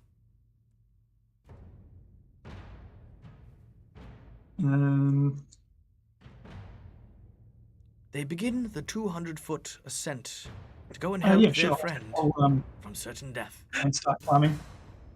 All right. Certain death should have happened 20 turns ago. All right. With a 14, you slowly begin to progress upwards at half speed. So the climber's kit says it gives a +2 bonus as well because it's got crampons and stuff like that. Yeah. I am aware. I didn't know that. All I right. just mean I didn't have that too. Oh, no, that's fine. I'm gonna go back to the body that we dropped, and I'm gonna loot it. Excellent. Looting the body, you find... let's see. You find an elixir of fire breath. A potion of cure moderate wounds. 2 of them. You find a scroll of magic weapon. A dagger. A masterwork greatsword. A masterwork throwing axe. A cloak of resistance +1. A key of some variety.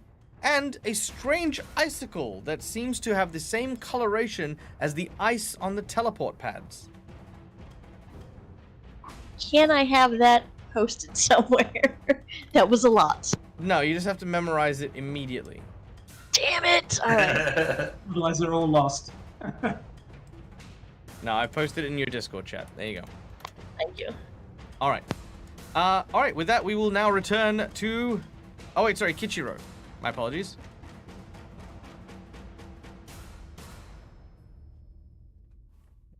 Kichiro is going to watch as an invisible force slings the rope and out the window, and that's weird to him. So he's going to assume that's Cromwell at that point. He's not thrilled with the prospect of having to climb up the side of the building. Before he leaves, though, he is going to try to find Kyrie, because he knows that she's not invisible and she's still behind them somewhere. All right. I'll say that you'll move to about here and begin searching. It will not take you long to see Kyrie looting through the body of the Viking woman that you had defeated in the library. All right. Back at the top. All right. All right, Duke. It's your turn with the goat. What does the goat do? Bearing in mind, you can claim a natural 20, and you can claim it after you roll if you would like. Grax, what are you doing as well?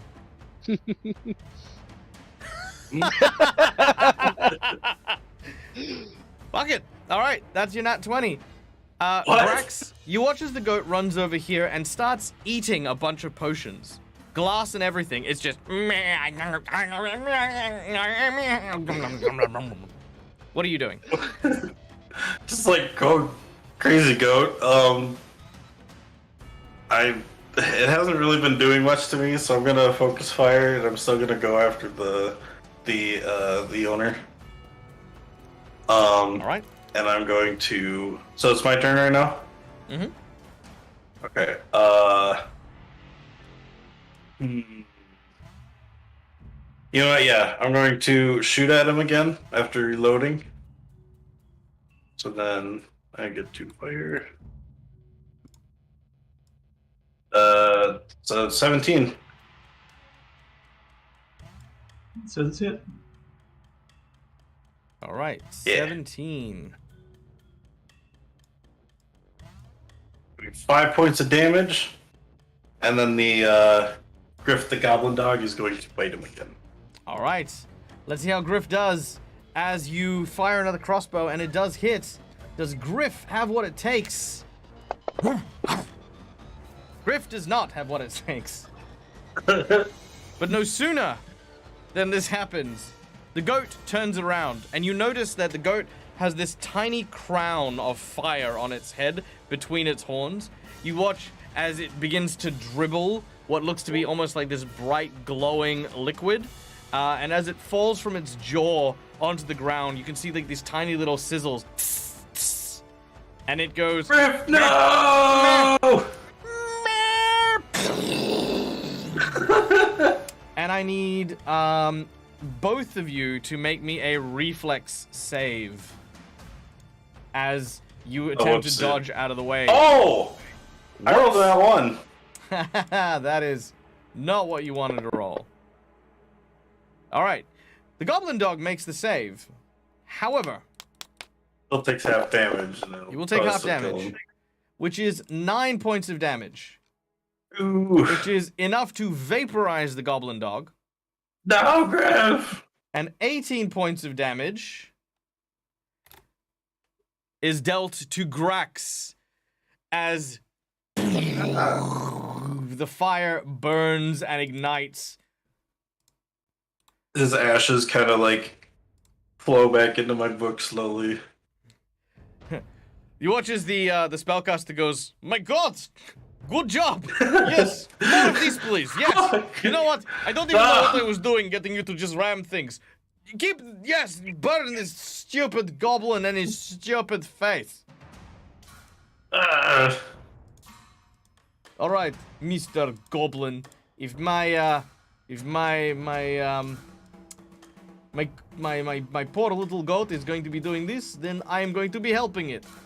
Los niet kvarutit rotni skorkatushkis. And it's It not gonna didn't do- work. Hey! is there a saving throw? Oh, there is no saving throw. Ah! Oh no. All right. You immediately so you know how you have bad luck? Your bad luck is now doubled. Oh. So you now need to roll 3 and take the lowest on your next d20 roll. Skills. Oh geez. Okay. Skill checks. No, any roll. Just for the next round. I'll Any practice with- D20? Any D20 roll? Okay. All right. Which then brings us to Mistwin. Mistwin, you're in darkness. You don't know where you are. It's cold. You're alone. It's silent. Except for this rumbling you can hear outside of what you can only imagine are the dense interior stomachs of a giant purple worm. The next round. Now, just so that our goat knows, if you want to, you have 2 more shots with this fire breath, but you can do other things if you would like as well.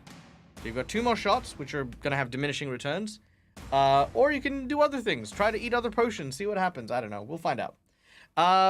Grax, you're up. getting hit by that giant fire, I'm now so I'm gonna take off this way 5, 10, 15, 20 as I burst through the door. 25. 1 moment. Let me just 30. check that room real quick. That room is Yeah. locked. Oh, it is? Dang. So I guess I would just slam against the door trying to open it. Kind of turn around and I like put my hand on my He says, "Stay out of my bedroom, you on my weirdo." burns.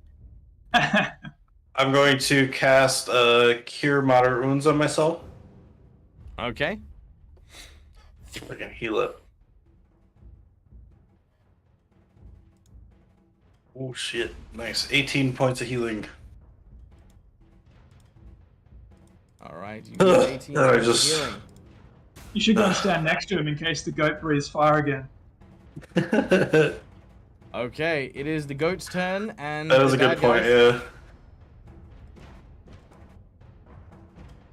All right. How many spells do you have left? Me? Hmm. Oh no, him. No, you. Oh, I've got one level one one. spell left. Oh, one left. Yep. And I used up all of my implements. All right. Unless So- I can find a scroll. Just kidding. So while we're waiting for the goat, Radisek.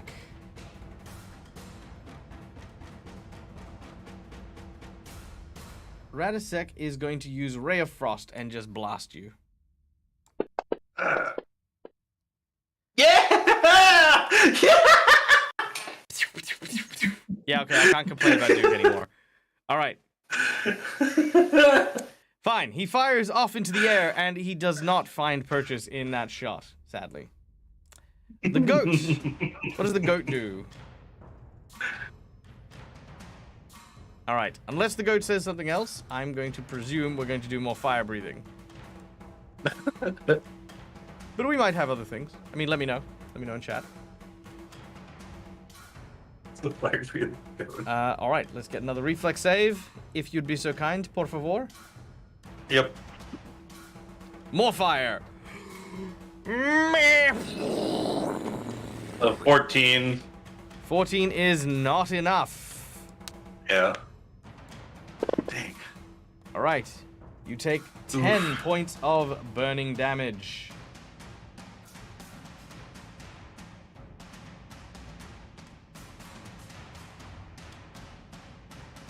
All right. Do you want me to? Oh, you did. Okay. Yep, there we go. It is done. Ah. Okay. Meanwhile, our heroes, Kichiro, you've caught up with Kyrie. What do you want to say to her?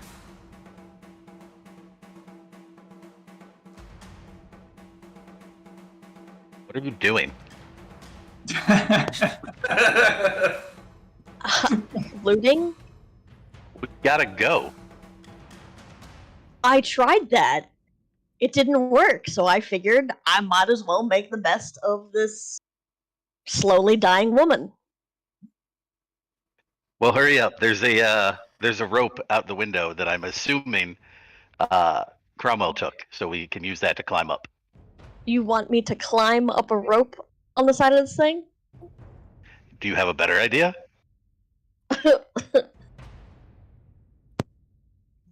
that doesn't involve climbing. Well, there is this thing I found on the body that seems weird. Do you know what it is? I doubt I know what this icicle does. No, no clue. So I'm gonna hold it out, not hand it to you. If you try to take it, I'm gonna close my hand and take it back. But I'm gonna show it and be like, do you know what this is? It looks like an icicle. Yeah, but does. it was in her pocket. It didn't, like, melt, so it's gotta be something, right? Sure, I guess hold on to it and we'll try to figure it out. Wait, hold on.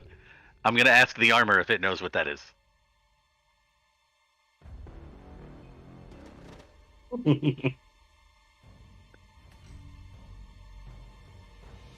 Oh. Hey, armor. And he's gonna kinda like poke at his chest. Do you know what that thing is? Yeah, what thing exactly are you talking about? Again, my voice has The changed again. icicle looking thing she's holding. I'm now James Bond. What? The icicle that my rat friend is holding. The icicle? Yeah, tell her to put it closer to me. Touch my breast with it. It's not weird, I'm a suit of armor, I'm 90% breast. I touch Kichiro's boobies with the icicle. Strange. Well, I can't tell you exactly what it does, but I can say that the magic within it is conjuration in base. Maybe also a tad of abjuration? Some sort of, maybe key, I'd say. Off the offset. These words mean nothing to me. Yes, because you can't hear me. Is that a key? Oh, it's true, I couldn't hear him. Yes. I'm magic armor, and I only talk to the person who's wielding me. Or wearing me. Indeed. He says it could be a key of some sort. It's magical in nature. Do you want to try to call Cromwell back in, see if we can use it on these things? Or Alright. should we check that first? See, I don't want to just, like, disappear. Yeah. Alright, you guys head to the window to go and call Cromwell back down. And Cromwell, I imagine you're still trying to, with the wind, try and keep climbing steadily and slowly upwards. Well, no, I wanted to go faster, so I wanted to use a hero point and acrobatics to like stand up, so my feet are flat against the wall, holding the rope, and try and run up the side. Oh, yeah?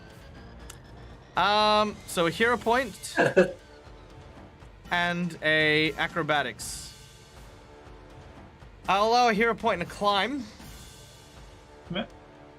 Yeah. Yep. That will fail, but if you want, you can use another hero point to gain the +4 that you need. With the +2 with the crampons would be 18. That will still fail. It's slightly harder because you are like horizontal and running up it at full speed. And so you said I can use what? You can use a hero point, get a +4 to your check, and then that'll make you a 20, which will succeed. Oh, and 22, but that'll still succeed. You know what I'm saying. Okay. So 2 hero points. Yep. And Okay. you can move up your 60 foot upwards.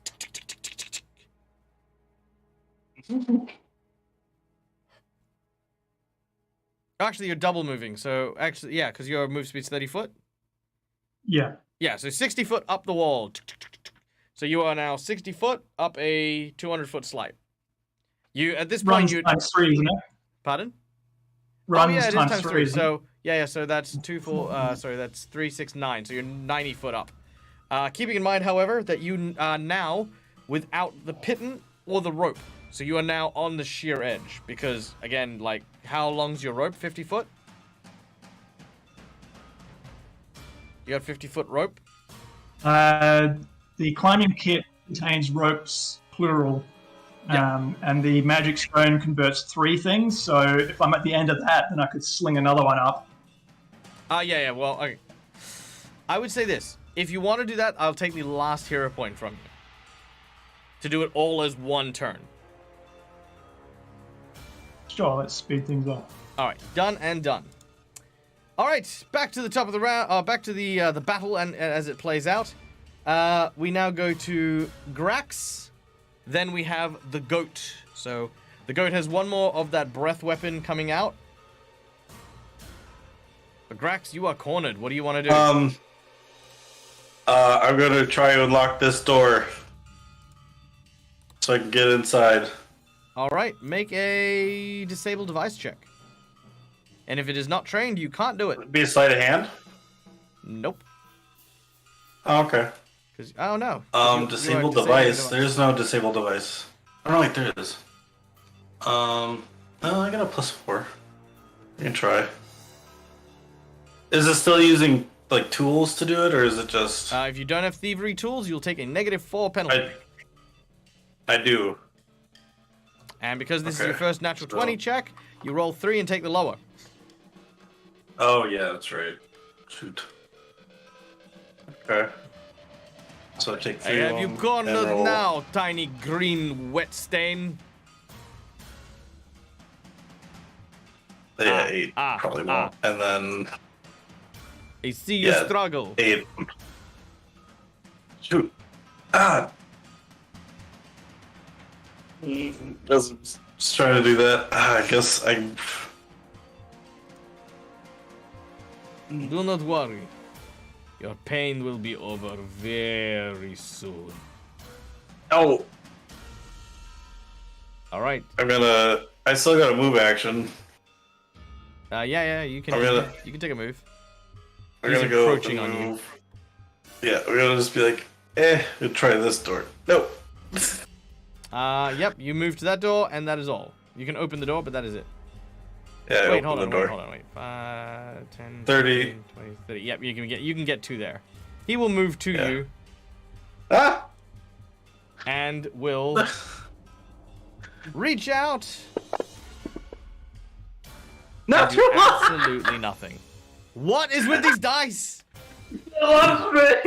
He will miss as you're ducking and covering. All right. Our goat steps in. Road, hit his boss. All right. Hit his And boss. does our goat breathe more fire? Oh yeah, you can breathe fire. Shit. Fire! No! All right. Reflex save. World. I did open the door, so it's burning this room. Oh yeah, reflex. Oh, so All right. 9. That is another failure. And Yeah. you take 5 points of fire damage as you watch as the wicked flaming crown kind of dissipates. Okay. Oh.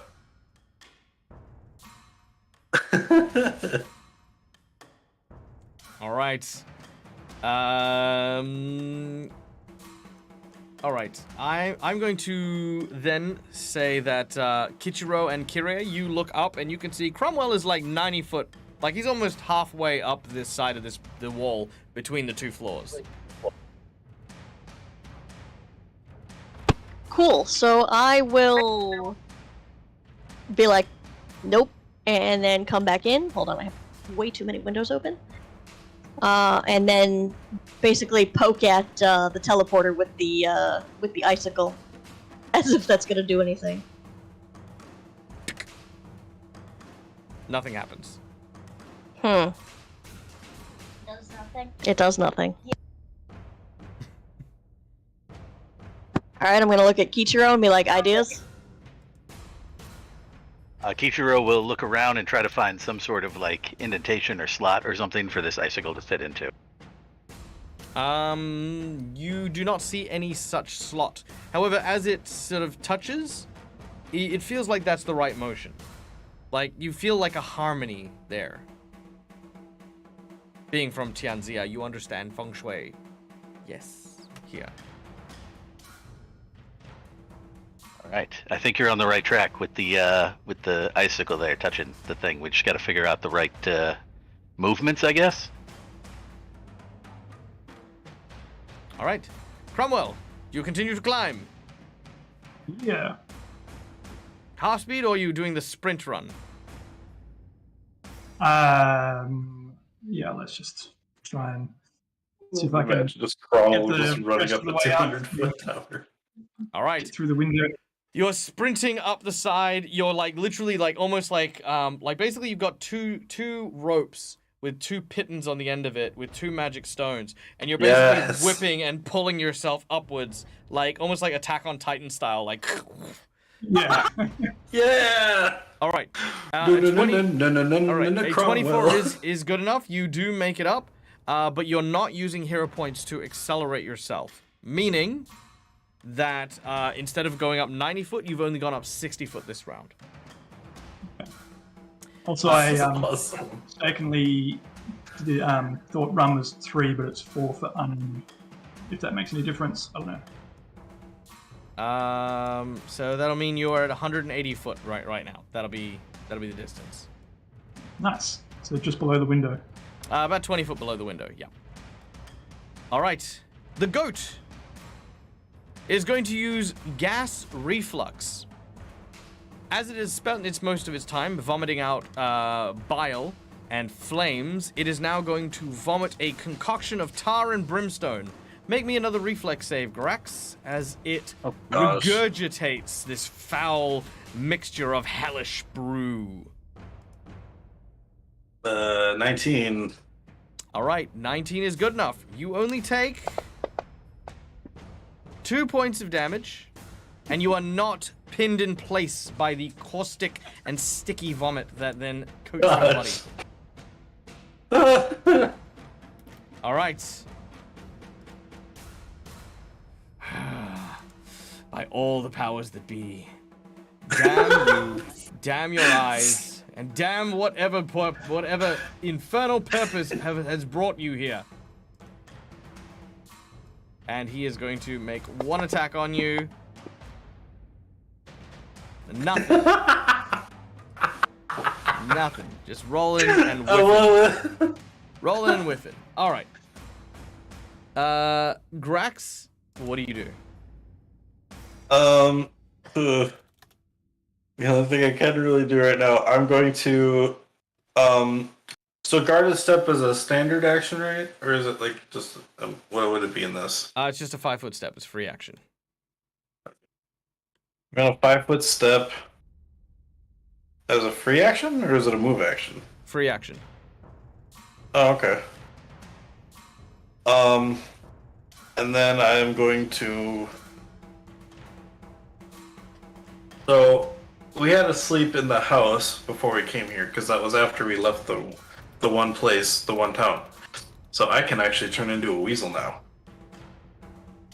So I'm going to turn into a weasel as I kind of bound off into the room, and I'm going to try to hide under the bed. You know he sees you, right?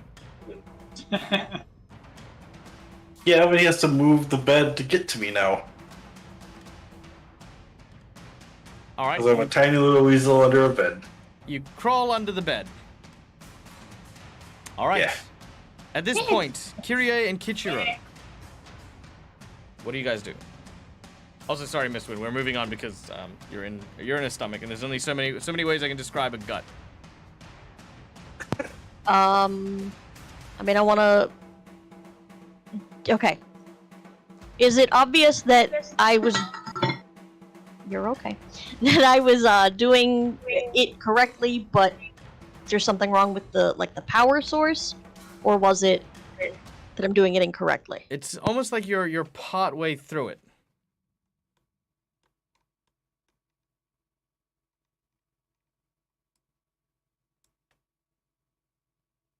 What? You're part way through the process of getting to where you need to go. Almost like you've restored. Oh, like I need to say something? Maybe. All right. Yes, sweetie. So I'm going to poke at it again, and then I'm going to try the onward, upward in a tick. Don't be late, just be quick.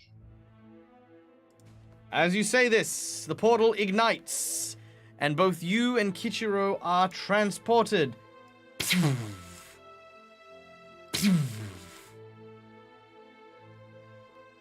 And Radosek stands before you along with his goat. He turns and he says, "What?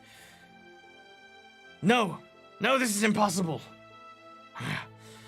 Since I only have 20 feet to go, I'll just do a regular climb and then fly and kick the window. All right, make it so. Yes.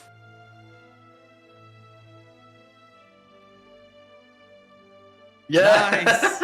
All right, and with that, smash! A window explodes as Cromwell appears, more or less next to Radosek. Now, for cinematic purposes, as this happens, Radosek begins to back off and heads towards the center with his goat.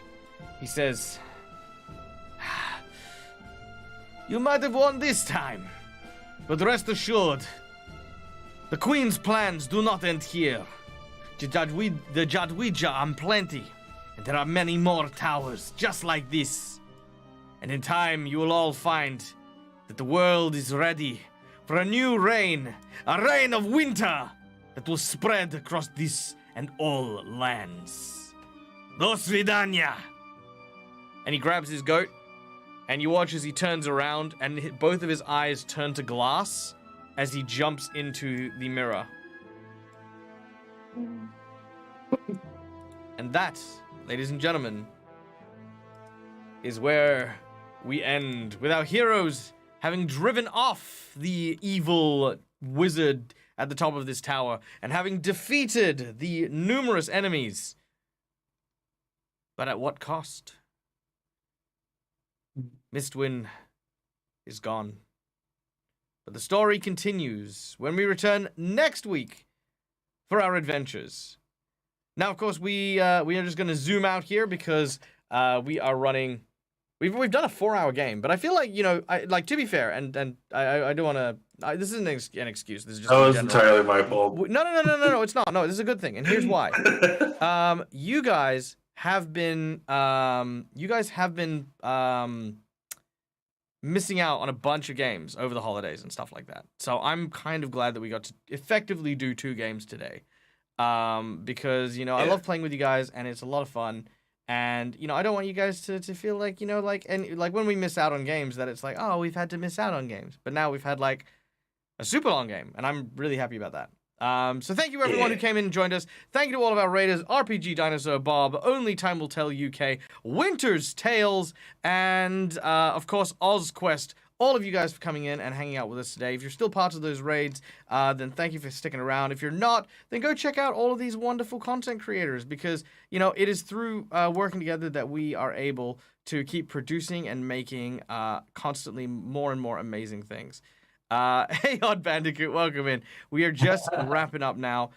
Where do I want to go today? Today, guys, I am going to go to Evan Blair Art, because Evan is a wonderful artist and an amazing friend of the channel.